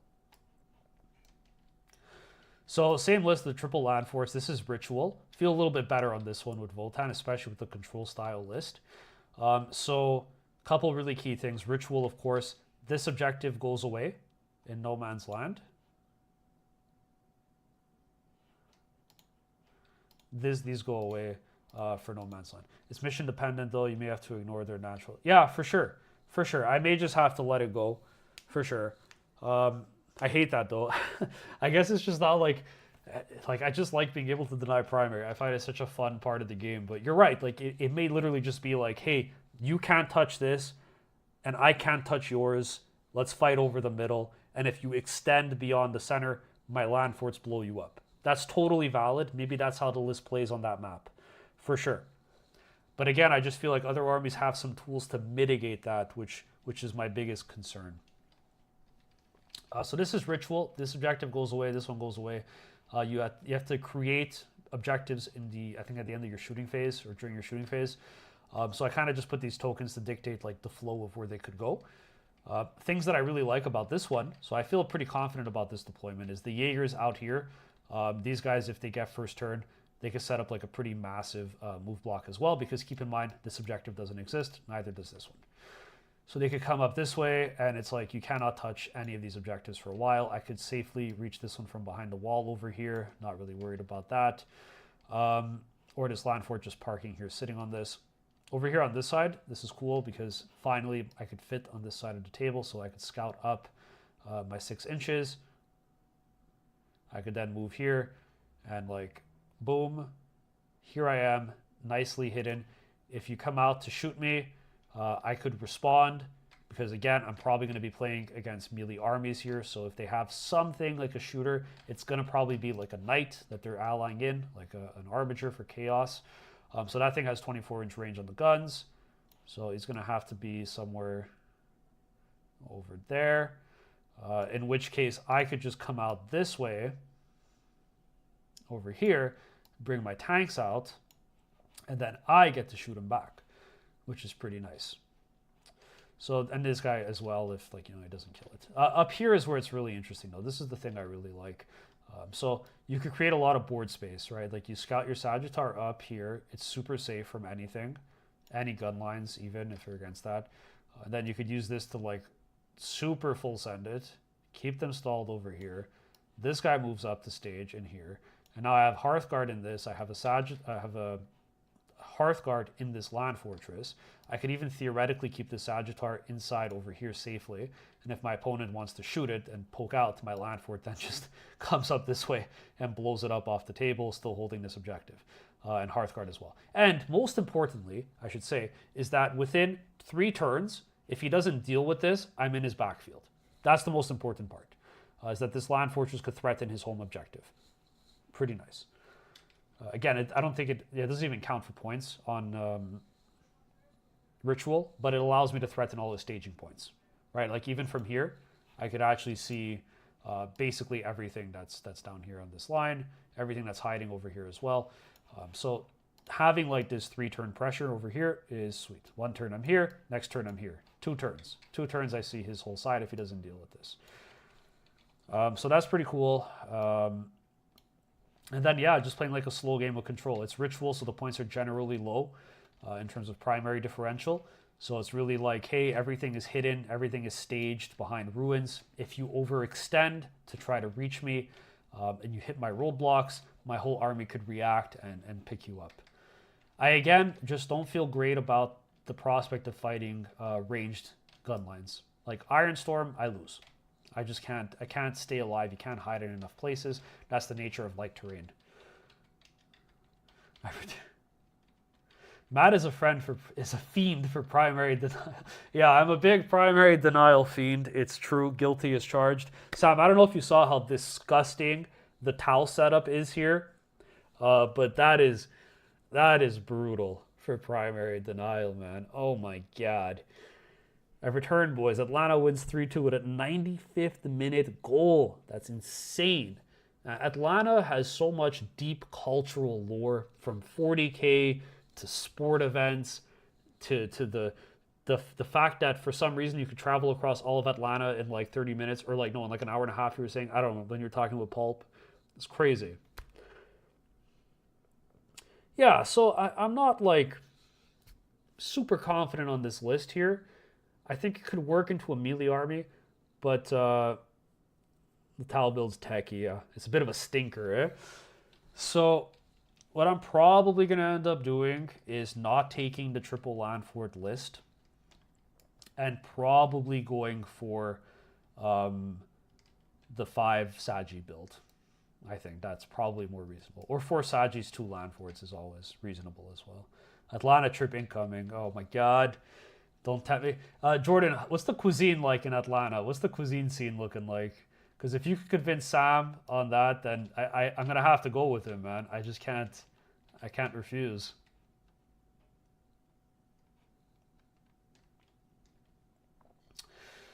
But yeah, so I think this one's a bit of a tricky. I think like light terrain is a bit tricky in general if you're playing against gun lines. If you're not, it's fine. Like, you know, even Forge Fiends are going to struggle to pick up land forts, so you could play really aggressively with how you deploy as long as you control the firing lanes, which I feel like I have good control of with this deployment here as well, and theoretically, you know, stop him from hitting my lines. But the other thing is I really like Berserks for a lot of these missions, because the Berserks trade super efficiently. And on something like Ritual, it's the perfect thing to send out, right? You have like a unit, a little truck sitting on an objective somewhere. I send 5 Berserks, they crack it open. It's like not even a problem. Chicago has got the best food scene in America. I haven't been, and it's relatively close, I think, to the border. So that's always on the table. I'm not a cuisine expert. Ah, Jordan, this was your perfect opportunity, man. You could have lied. You could have just told Sam and I that it has the best cuisine in the world, and we would have been forced to come down. Yeah, so maybe the last thing we could do on TTS here is let's take a look at drafting one of these lists for the event. I'll use you all as my whiteboard to to theorize.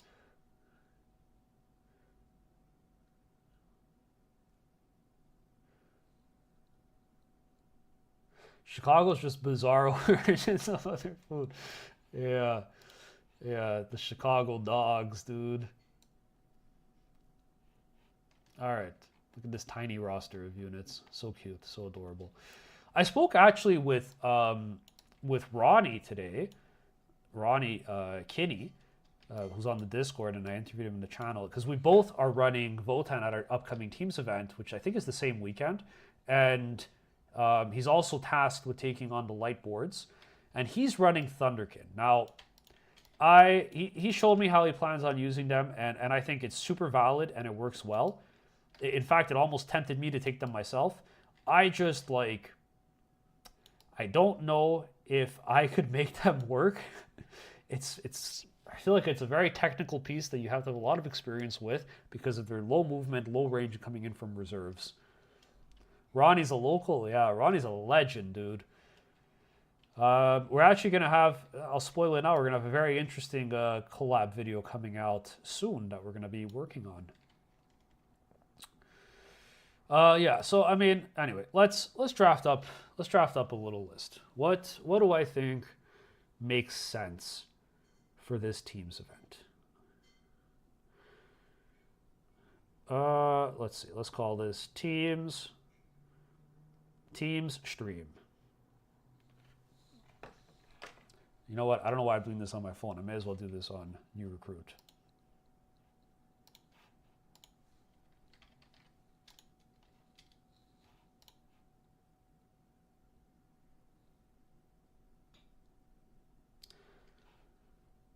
I just want to run 6 Thunderkin for sus 2 on big energy.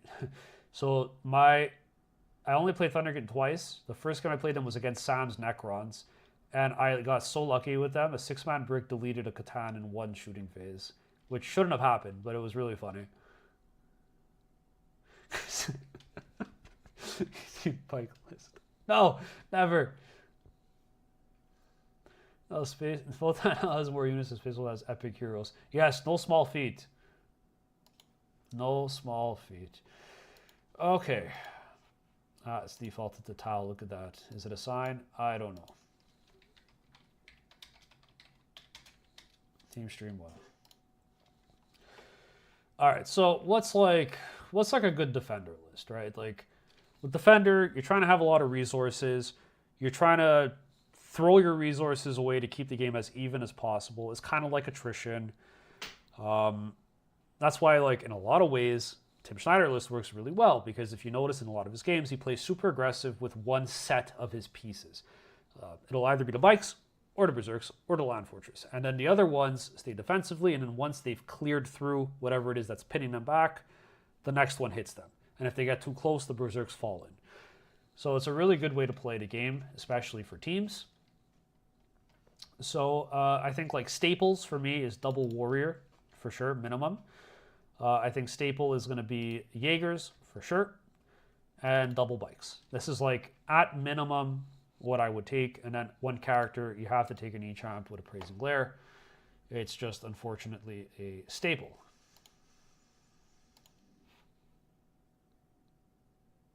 I was like, which detachment is it again? My mind. Okay, so this is probably what we're going to rock with.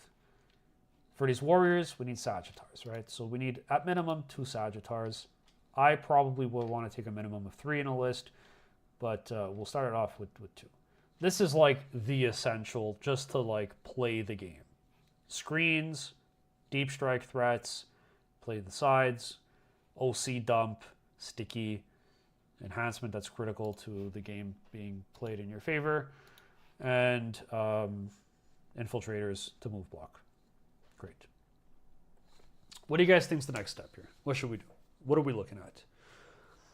How do we guide this list? It needs more bikes.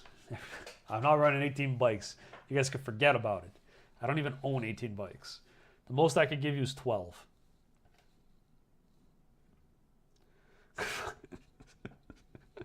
Good point, Gail.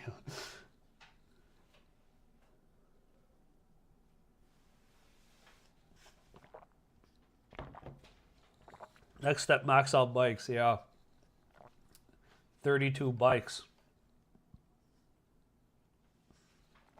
I'm going to go with 3 Berserks. I personally think they're more valuable than the Hearthguard, unfortunately. You'll take 12 bikes? Okay. How do you see that playing? You want... I personally love 3-mans for the purpose of sniping trading pieces. So when I played 30 okay, 30 Hearthguard. When I played into Gladius Marines at my last event, the 3-man bike squad was critical in me winning the game because I was able to systematically pick up his scouts. And when he ran out of scouts, he had to start bringing out tanks. And when he brought out the tanks, first, I got to just blow up all of my tanks on him. So I really like the 3-man bikes personally, more than the 6. So maybe we keep this in here. 3 Zerks. It needs an Overwatch threat. So Jess, what would you take for your Overwatch threat? Because I have found Overwatch threats have been lackluster for Votann. Even when I use Land Fortress, which theoretically should get you 2 to 3 hits, a couple of them being sustained, it never really feels impactful.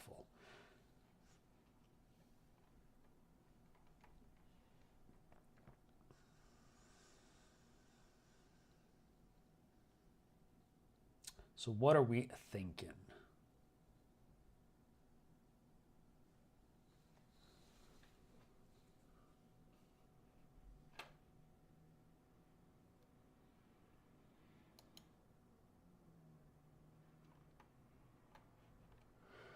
What are we thinking? So I'm going to add in a 3rd Sagittar. And because we have to start transporting all of this stuff. Now, as a defender, personally, I enjoy having 3 squads of warriors. 3x10 that's split up. It's probably not fully necessary, but it helps keep the game even in a lot of cases. Especially if we think back to that deployment we just saw where it's really awkward to get your units on the objective. I think, like Jess said, that's probably a mission where I'm going to have to sacrifice the full package. I'm going to have to just full send the Sagittar with an advance roll, disembark the warriors if I have to, and that's how I deny primary. So having one of these that I just throw away, I think is a strong piece to have. Like if I could do that for 2 turns, keep mine, I'll be okay. I'll have an even game.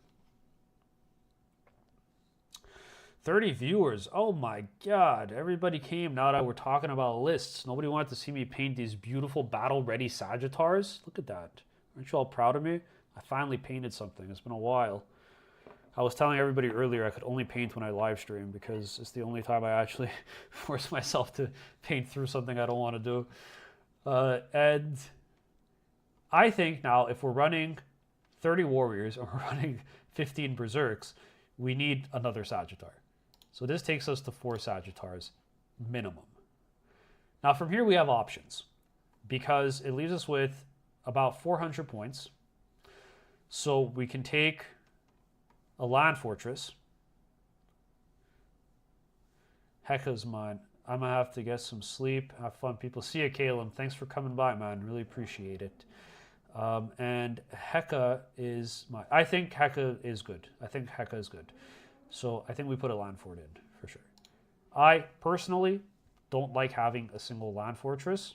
I find 2 is always better than 1. And if we get a second one in, we're actually 40 points over, which is funny because it doesn't feel like I have that much stuff here.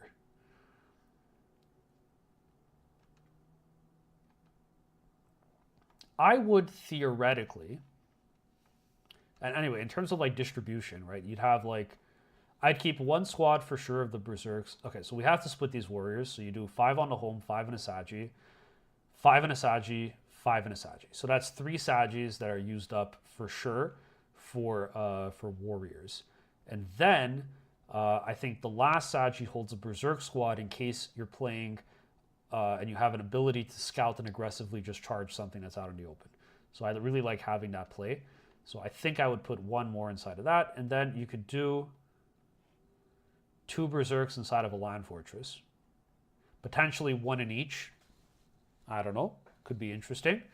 Or 2 inside of 1, and then 1 just bullies the middle of the table. It stays there behind a ruin, like the big L's, and something goes in the center, you send out the first berserk to deal with it. Just finished building my first Votann combat patrol in Jaegers. What should I get next? Sagittar. You need, I would say, probably your next bet is get 2 of them.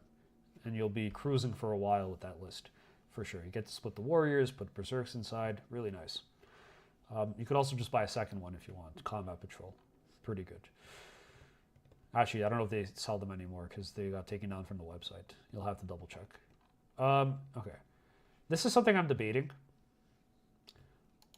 I'm debating dropping one of the bikes. And then you just have 3x3. My biggest concern with this is I struggle into pressure lists. Will I have the damage to deal with 30 possessed running at my face? A little bit worried about that.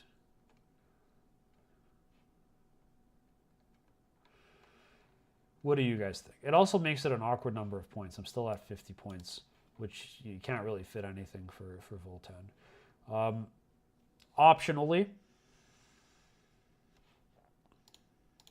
the forts are gone. A 5th Sagi comes into play.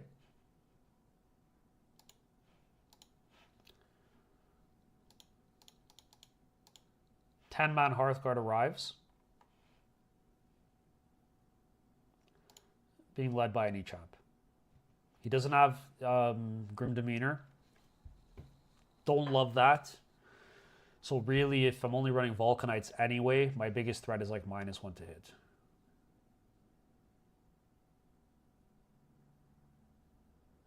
I dropped one unit of bikes and it didn't play well. Yes, I had my screen, but didn't have the earlier redeploy. Yeah, that's what I'm worried about, man.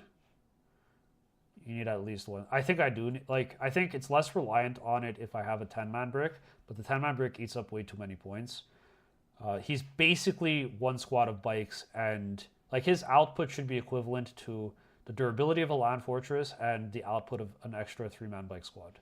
If that matches that, then great, it works. But I'm not sure it does.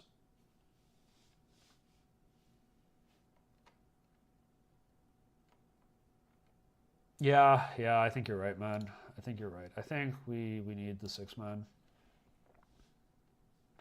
I like having the 3s.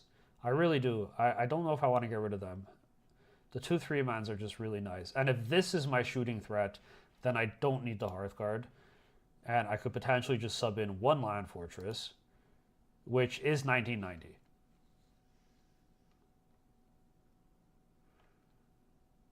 It's not terrible. So everything gets a transport. I could theoretically free up even more points. Like if I dropped one of these Sagittars and an E-Champ, I have 185 points. Bikes are almost entirely utility. That's very fair. That's very fair. Yeah. Yeah, I don't know, man. It's really tough. It's really, really tough. I try to think about what I would need on those light terrains, and that's where I get stumped.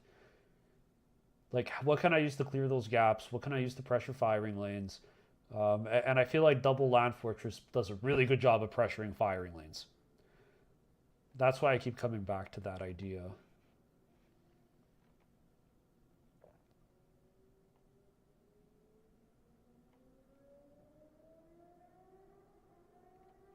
So potentially I drop one of the bikes and I'm back at 1950, which is too awkward.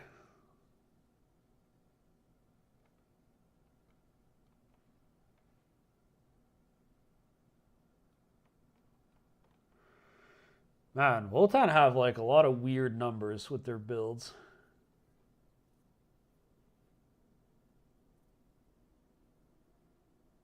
Double land fort holds back. It holds back some melee armies. Yeah. Like, I think Emperor's Children kind of struggle into killing them in melee. World Eaters is dicey. Depends what they're running. I've had them survive plenty of 3-mans. Are we still this? No, Jordan, this is my team's list. We're just spitballing some ideas. I kind of walk through on TTS like one of my lists that I was looking to take, the triple land fort build, and what the pros and cons were. And it comes down to like on playing on light terrain, if I'm against a gun line, I'm really scared of having those units because I just don't have good trading pieces to get my opponent out. And I'm outranged. I don't think you need 3 warrior units. Yeah, probably not, man. If we drop this down to 2, I have 150 points. Which, it's a Hearthguard squad, a 5-man, for whatever that's worth. Or, it's a 3-man of bikes that comes back in, and another solo E-Champ. That's actually kind of clean. That's actually a clean list. Okay, hold on. I think now we're cooking, boys. I think now we're cooking. I think Jess just solved the puzzle here by freeing up the 100 points on the Warriors. So I got 1, 2, 3, 4, 5, 6, 7, 8, 9, 10, 11, 12, 13, 14, 15, 16, 17, 18, 19 activations. It's a little bit light from what I like playing, but it's because I'm taking the double land forts, which are eating up a lot of the points, obviously, but they're understandably quite useful. This is not bad. This is not bad, guys. Okay. But now the question is this just a weaker version of Tim Schneider's list? Because All that's changed is we merge these bikes and we drop a Sagittar to get another Berserk squad. So at that point, it always comes back to Tim Schneider. It's like, did Tim crack the code? Does he have like literally the best list in the game? Because like that's the next logical progression, right? It's like you test this and it's like, oh, maybe I'm missing damage, or it's like, oh, maybe I want more. It's just like it does everything, but slightly less efficient at the expense of having a couple more units. So that's an interesting point to take away. It's what direction do we go with this? Because this in itself, I think, is a pretty cool list. But at that point, do we just run Tim's? I've gone full circle back to Tim. This event has got me in turmoil. Jordan, I got it. Jordan, did you see my towel deployment? I gotta show you this. Hold on, you're gonna die.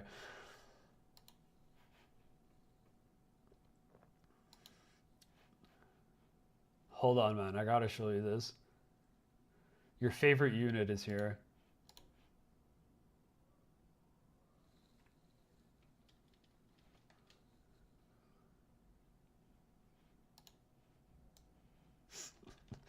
Jordan, what do you see here? What do you see here? What do you see here? And what do you see here?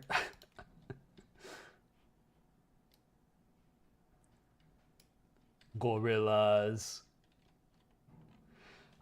Did I see Junior's list for Bay Area GT? I did. I did. His list looks really, really interesting. I have absolutely no idea how he plays it. And I reached out to him to interview him on the channel because he expressed interest in coming on. I was going to do a list review for it, and I decided to hold off in case he says yes to come on the channel. He showed interest, but unfortunately there were some developments that his army got stolen right after the event, which is crazy and really, really unfortunate. So I don't think the circumstances will permit that to happen. So I'm probably just going to do a video trying to cover his list to the best of my ability. But it's a really interesting list.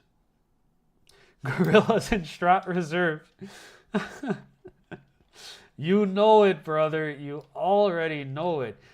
And it's so good, Jordan, because look, these Vespid auto advance 6 and make room. So they come up 18 inches. And then these Gorillas rapid ingress over here, can't be shot because they're 18 away, and then move up 7 and charge and take this objective. Yeah, it's actually like super cringe, man. Like who, like somebody at the event, like you're literally playing at the event and you steal somebody's army. It's insane. I posted it on the Discord and I posted it on the YouTube. There's like an official post from FLG. So I reposted theirs basically with a picture of the army. So just in case anybody sees it in the States, you can report it. That'd be great. It would help him out a lot. One of our fellow kin. And yeah, I definitely like, I think if something like that happened to me, I'd probably quit, to be honest. I don't think I'd ever try to rebuild the army again. So I really hope he gets his army back. It's crazy though, yeah. Tau need a 40k Harambe guerrilla leader to lead the guerrilla units. Dude, you're right. I hope Tau get that to lead this lovely looking gorilla. I love them.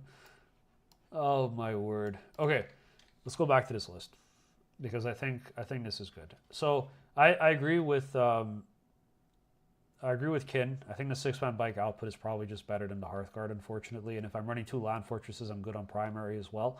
So I don't need the Hearthguard. And then it's just like, do you merge these two?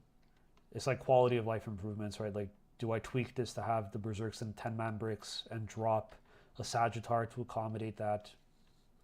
I don't know. This is probably going to be the list I practice with next. I'll do a deployment with this probably tomorrow. I'll try it out on TTS. I do honestly think that Thunderkin are probably pretty good on light terrain.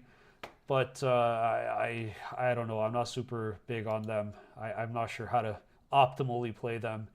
And they always just seem to underdeliver every time I get them on the table. So probably stay away from that. Yeah, okay. So this is looking good. I think I like this as like a step 1 test. it feels more well-rounded than the triple land fort build, and I like having the extra trading pieces, so that's pretty good too. Yeah, I could always run hardband. So like one of the strategies that they don't tell you about teams is you could, instead of opting to be an attacker that 20 O's, you could be a sub defender that gets 0-20. That's that's always the optimal play at team events. The hidden tech is if you really want to do hard mode for your team. Yeah, I don't know. Unironically, Hearthband probably works in teams because you could control the matchups a little bit better, but I definitely don't feel competent enough to try that out. I would have to test a lot and practice a lot. All right, so that is all of the tactics talk I think I got in me for tonight. But I like this list, guys. It looks really good. And should we try to get it on TTS set up? Maybe we'll do that real quick, and then we'll wrap up. Save myself some time for tomorrow.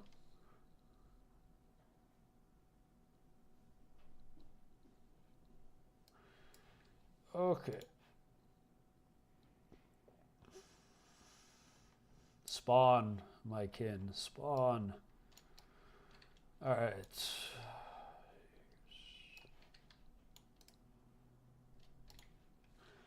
I think it was 4 Sagis. It was double fort.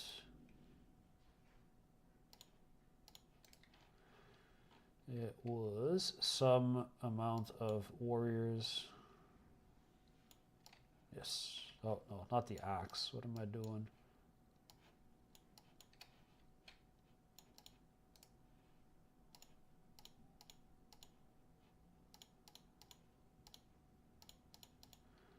Four.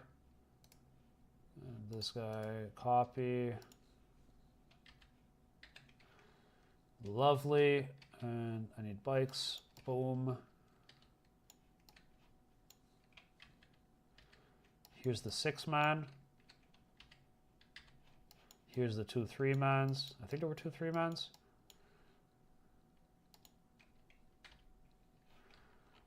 Oh no, what did I do?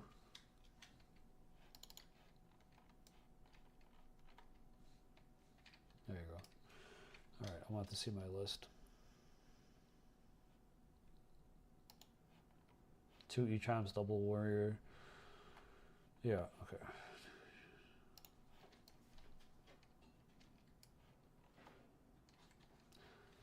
Was this 2000 on the nose? Because if it wasn't, I think I'd rather take a Grimnir to unshock.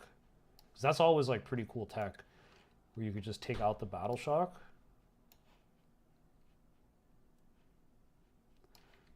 This is the worst part. This is the absolute worst part when you have to build your dudes out. Medipack, scanner, and the other thing, and then the rest is just like regular dudes, right? Yeah. 6, 7, 8, 9, 10. Boom.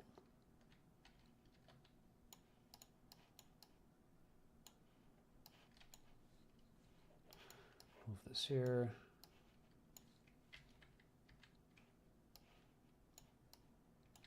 All right, lovely. And then I'm just missing 2 Echams. Where you at?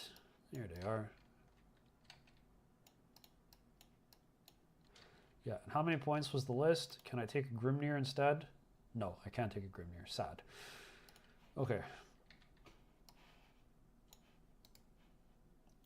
Save object. Teams. Stream. Okay, great. So let's go to, like, tipping point is the easiest one, so I'd rather focus on the hard one, which is probably the Dawn of War, not Dawn of War, Hammer and Anvil. I don't like Hammer and Anvil, so let's use this one.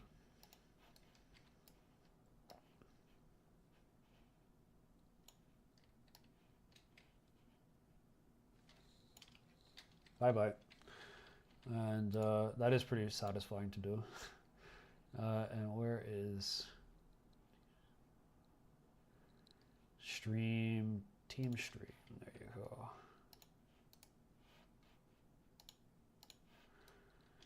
Okay.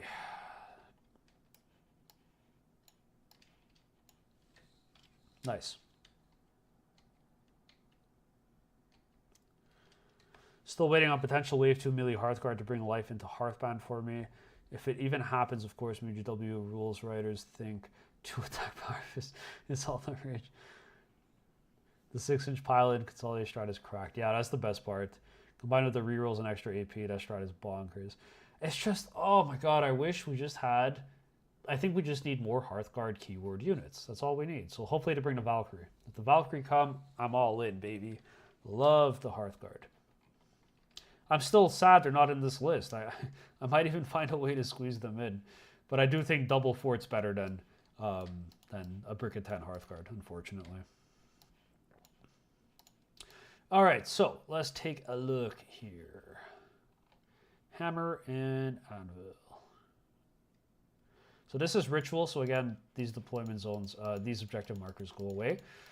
So this is a nice staging point. So obviously you want a Sagittar there. I still think we want a land fortress up here, to be honest with you. Can he fit?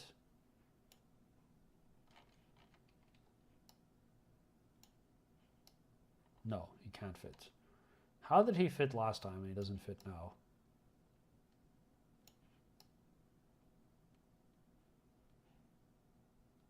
I don't know. All right, hold on. I'll put that there, placeholder. Over here, Berserks, I think go in this for sure.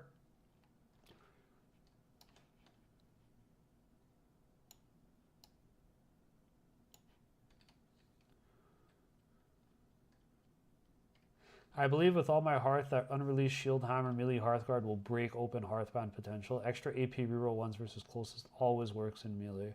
Yeah. Dude, can you just imagine Hearthguard with 3 wounds? 4 up invuln baked in. Then they get the -1 damage when they're being led. They have like 3 attacks with like a double-headed cleaver and a shield. Oh, a man can dream. All right, let's just go through this real quick. So potentially, where do I want the bikes to be?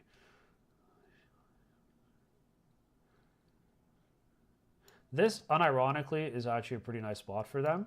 Couple reasons why. If someone threatens my ritual objective, I can very safely get in here and shoot them, or move up this way. I can also theoretically be in a position where I push out towards the center of the table, I believe. Where would I have to be to get there? Like here. Something like this. I would need to look.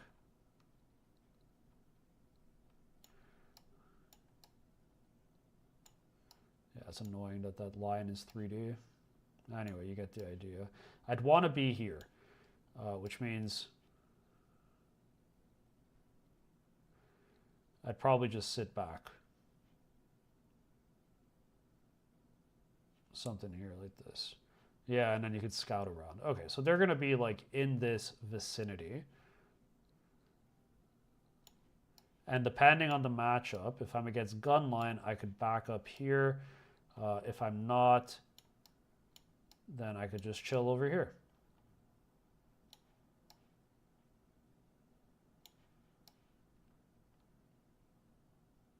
Because I just don't want to get shot by this angle as well. So with the scout move, I could reposition myself and hide. They're probably going to stay somewhere in this area. Again, we're just ballparking. I need 5 warriors on my home objective. Where are you, my little warriors?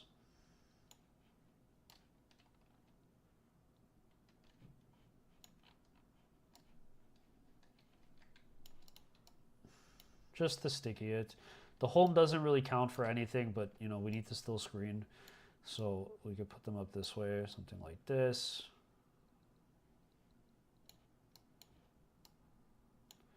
I'm a big fan of being aggressive with the sticky warriors and pushing them up. That's also an option. Like we can bring these bikes back to screen and deploy these warriors more aggressively forward so that I could Sagittar cycle turn 1 onto the center objective. So that 100% needs to happen. I need to leverage that.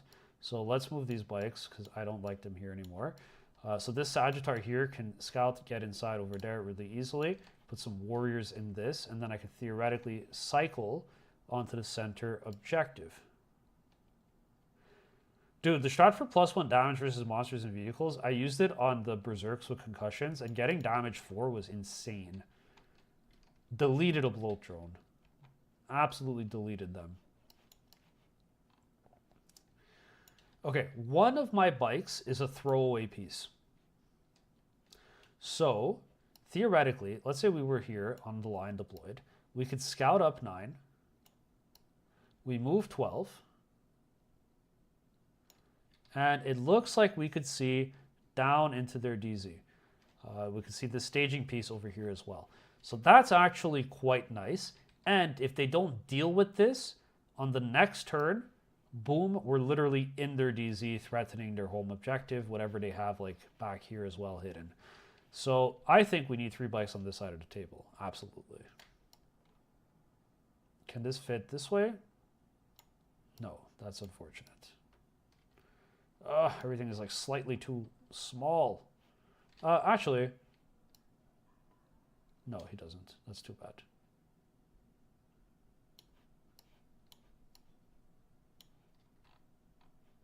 A 6-inch scout. Why does this not have the thing that makes it measure? Okay, cool. A 6-inch scout gets me here. So it doesn't even like get me on the objective. So that's fine. I think then we could put this guy further back, and these bikes are what's like actually in the front here. We could pressure a turn 1 blow if we get first turn and our opponent doesn't respect our scout moves. We can actually blow something up off the table. Something like this. I don't know where this guy goes yet. But theoretically, come up 9, and then we boom in the back over here. 12, we get this objective if they do ritual on it. We threaten the staging piece, and then next turn we could also push up this way. So that's good. That's pretty nice. I do want a Sagittar to land over here. That would also be pretty helpful for me. Alternatively, we try to get him staged over here, so he just spits out Berserks onto this staging point over here to threaten whoever's back there. And then the land for it need to control the center. So where is the ideal firing lane? What does this look like? He barely fits there. And then he takes a whole turn, so he's going to die. If he's over here, this guy's probably going to take the top part. And then this land for it's probably going to want to be somewhere in the middle over here. That way, if something comes out to shoot the Sagittar that's over here, or in the middle, or my warriors, I could just pop up this way, see you, and shoot you, and kill you, and then this guy next turn threatens primary in the center. That's pretty cool. Okay, nice. So we just have to position this guy here so that he's not like mega exposed. Boom, something like that. Let's get these bikes out of the way.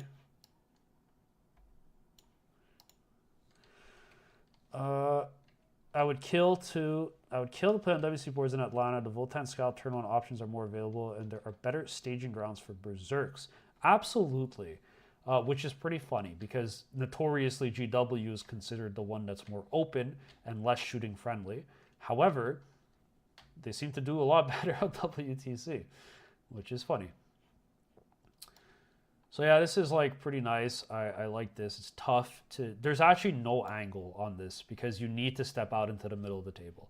So I could actually aggressively put my land fortress here and I should be okay because this ruin piece cuts off access. So this is not bad. Inside of this Sagittar, do we put some warriors? We do have a limited amount of warriors. This is 1 5er over here. That's another 5 over here. And then we have 5 inside the transport, 5 on our home. Okay. E-champ man. We could have 1 E-champ inside of one of the land forts, probably in the center one, but I'm not sure yet. And then the last Sagittar. I guess double Sagittar in the middle. Can they both theoretically scout inside of this building? Because that'd be pretty neat.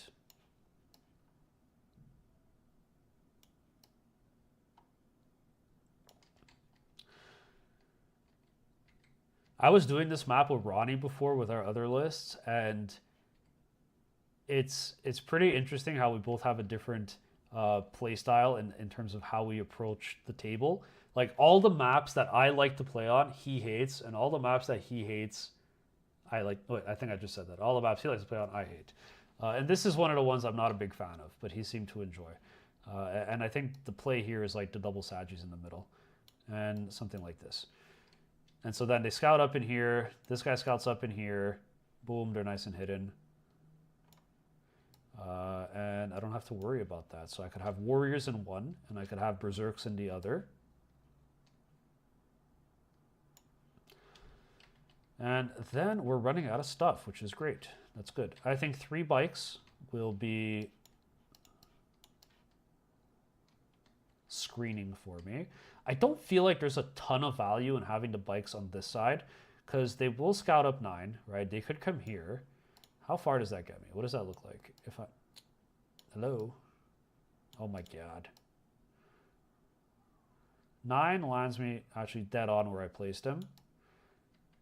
And then 12 theoretically gets me here. Oh, that's pretty clean. Like, you could see everything here. That's not bad. Could also move block. Pretty cool. But I think I'm going to use them to screen these guys. I think I prefer the, like, I think the bottom piece is more valuable for me. Like, if somebody tries to hold this objective with Ritual, they can't for at least 2 turns, which I think is more valuable. So we'll just do that, and this Sagi will be, like, theoretically, like, here, and then he could scout up, or if I'm going first, he could scout forward after. So we'll do that. Probably have Berserks in here, and then the 3-man bike squad will screen the back because everything here is going to be aggressively pushed up, so we will need something to screen this side of the table. So we could put like the 3-man bikes this way so that they're still within 6 inches of the edge, and they could go up and down, which is lovely.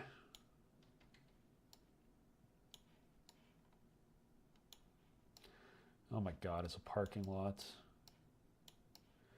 It's a parking lot. Okay, we're nearly there. We're running out of stuff. These guys are handled. These guys are not, and these guys are not. The E-champs, and then we have 1 more Berserk unit.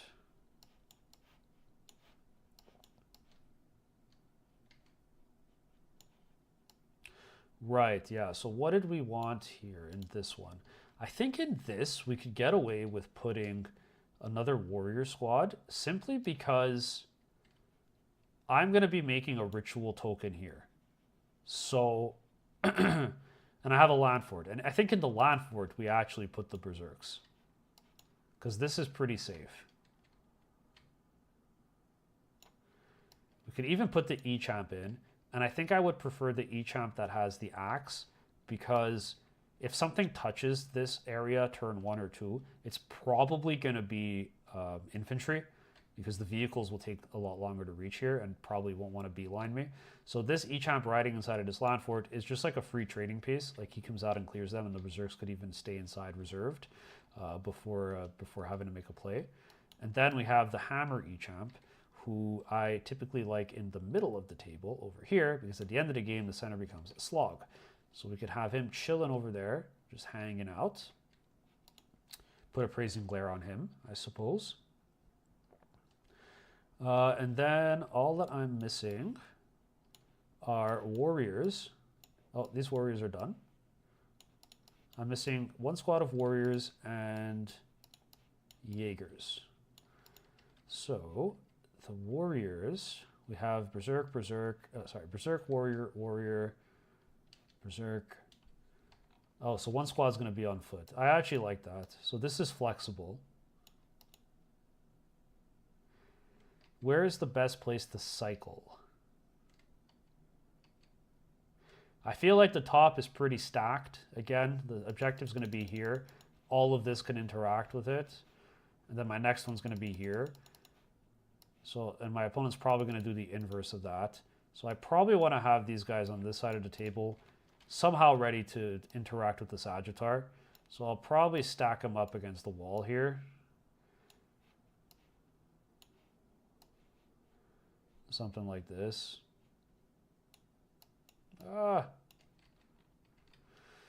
Yeah, and then like eventually they could take the place of whatever comes out of this, which is nice. Theoretically, you could also swap, do the Berserk start on the table, which is a little riskier. The Berserk's on the table, the Warriors inside the Sagittar, but I think that's optional. I think the only piece that I'm not, okay, so all that's left are these Jaegers. The only piece I'm not comfortable with is this Sagittar here. It feels a bit clunky. What is the distance I need to actually be able to clear this side of the board? So I scout 9, I move 12, I get here. This is perfect, yeah. So I need to be on the line. And the guy who's furthest away comes out 9. Moves 12.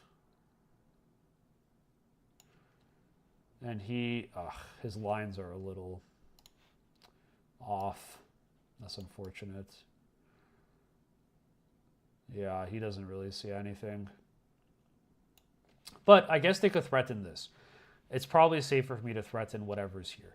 Because just like I'm doing here, my opponent's probably also going to have some stuff that's over here because they're relatively safe from this. So I could abuse that, and everyone is able to get in.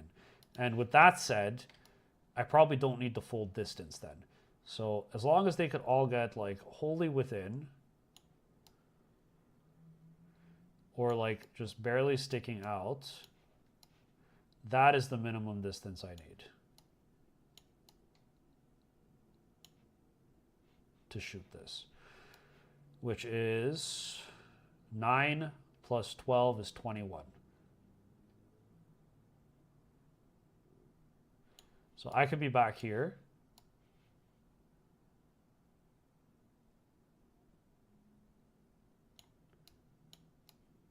Here.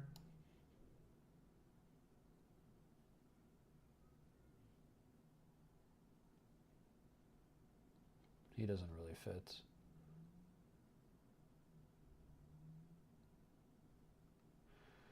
I guess like this. How much room do I need for this truck? It's so annoying. There you go. And I could even make it a bit tighter.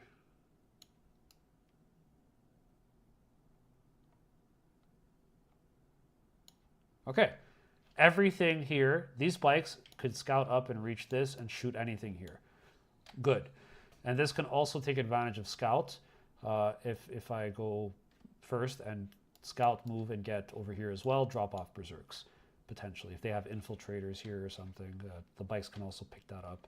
I think this is probably the only piece I'm still not 100% sure on, the Sagittar, but everything else looks good. And then the last thing I'll just do, slowly put friends in my army. One friend she hates, she's an E-champ, where she says, why am I the short, angry midget? So rolled with it and tease, it's a Votann. So your army is just built on people, you know. You should get those custom printed plates that you put underneath the base or on the trim. That'd be pretty funny. Okay, and then all that's left now are these Jaegers. And where the Jaegers go, this is complicated for me on light terrain because they don't have scout, which is really annoying. Like, they can't go in here because this is not 9 away. Actually, they could, but I don't know why they would stand here. This seems ridiculous to me. They could bait. Like, I could easily bait my opponent to come out. Like, I could stay away, like, 1 inch off the wall, or, like, touching the wall. And then my opponent comes out to shoot me. And then I could come out to shoot him. However, I can't forget, if I don't have access to the scout, I only make it up to here. So that's not great. It's good against charge armies. I think if I'm against the melee army, I definitely put these guys here, touching the wall, so that if they come to charge me, I just walk off of it, And then, you know, even if I roll a 1, whatever, they could charge me in the wall, but then I could bring my bikes up and shoot them inside of this ruin. So that actually makes a lot of sense. So I think if I'm against a melee army, what do you guys think about that? Does that sound crazy, or does that make sense? Like melee army, or I shouldn't say melee army. I should say like like crazy shooting army that will just like sit back here safely and pick me up. Like something that needs to like come out. You can't move this? That's annoying. If I'm against like something that, I mean, World Leaders can't advance and charge turn 1 anymore, so I don't have to worry about getting hit. CSM Bile is kind of scary. What's like their potential threat range? If they roll like, you know, they move 9 inches on Possessed, they have access to advance and charge, so that takes it up to 6. And then they have a 12-inch charge. So like, yeah, they could hit me. And I can't really stop that. I'm like 11, 12 inches away. So if they get first, I'll just back up a little bit. And then I'm relatively safe. And I still think in that case, my Jaegers would probably want to go here. They either go there or they go here in that case. Because I don't want to be pinned in on this side. So yeah, I think that's it, man. And like if they put infiltrators in this building and they're like, oh, you can't scout, the 9 inches is just shy of the wall. So I could actually take my scout move and get inside. I think that makes sense. So I think the Jaegers go either at the top.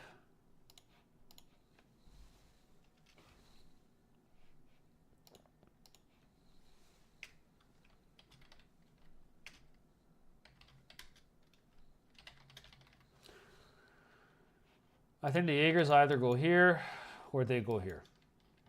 Depends on what I'm playing against. I think that's situational. And then theoretically from here, they could make some breathing room. I could put 2 objectives for ritual on this side and have some space before they hit me, which is always really nice. And I could also maybe threaten theirs if they decide to put one over here from this wall. I could come out 6 inches. And that's like a 6.5 inch or 6 inch charge to whatever's like on this point. Potentially not that bad. Yeah, I like this. And then if they're here and I get first turn, I can move block, which is super easy. Good. Okay. I like this list a lot, guys. Oh my god, the most important part, the 6-man bike. Ugh. These guys have to play central. I don't want them to get shot. So this is going to be matchup dependent, but they got to be in this vicinity. I need them to be able to pop up and support either like where everything is over here, ideally. So they could see all my objectives that are going to be lined up over here or down this alley and still be able to threaten uppy downy. So I think the 6-man bike will just be like here somewhere, or I'll probably deploy them like here and then they could scout backwards. Just get out of the firing lane, and they're going to play on this side of the table probably, or potentially like even up here. I think it will be more central though. I've honestly never gotten to even uppy downy with my 6-man bikes in a relevant way. It's just there's no room, especially on this deployment where like your opponents just spread out throughout all of this. Maybe like you uppy downy them, you land over here when you made room and you could shoot the center of the table. Great, but then they'll pop up whatever's over here and rinse your tanks if I'm playing against the Riptide, for example. Your bike, sorry. So yeah, I think this is pretty good, and I think this part here is matchup dependent. So I'll just put a little note here. Dependent. Dependent with an E or an A. Dependent. Nope, it's with an E. Dependent.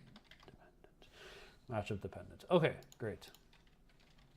So yeah, this is kind of what I do, guys, when I want to prep for deployment or an event. It takes me a long time, like a really long time, but I feel like it's really helpful because even if it takes you a while, you have all the time in the world to set it up and do different things, practice your turn 1, what that looks like, and to different armies, different matchups. And it's actually really good practice because when you get to the event, you kind of just set up and you've already have like 2 turns mapped out, like your deployment and turn 1.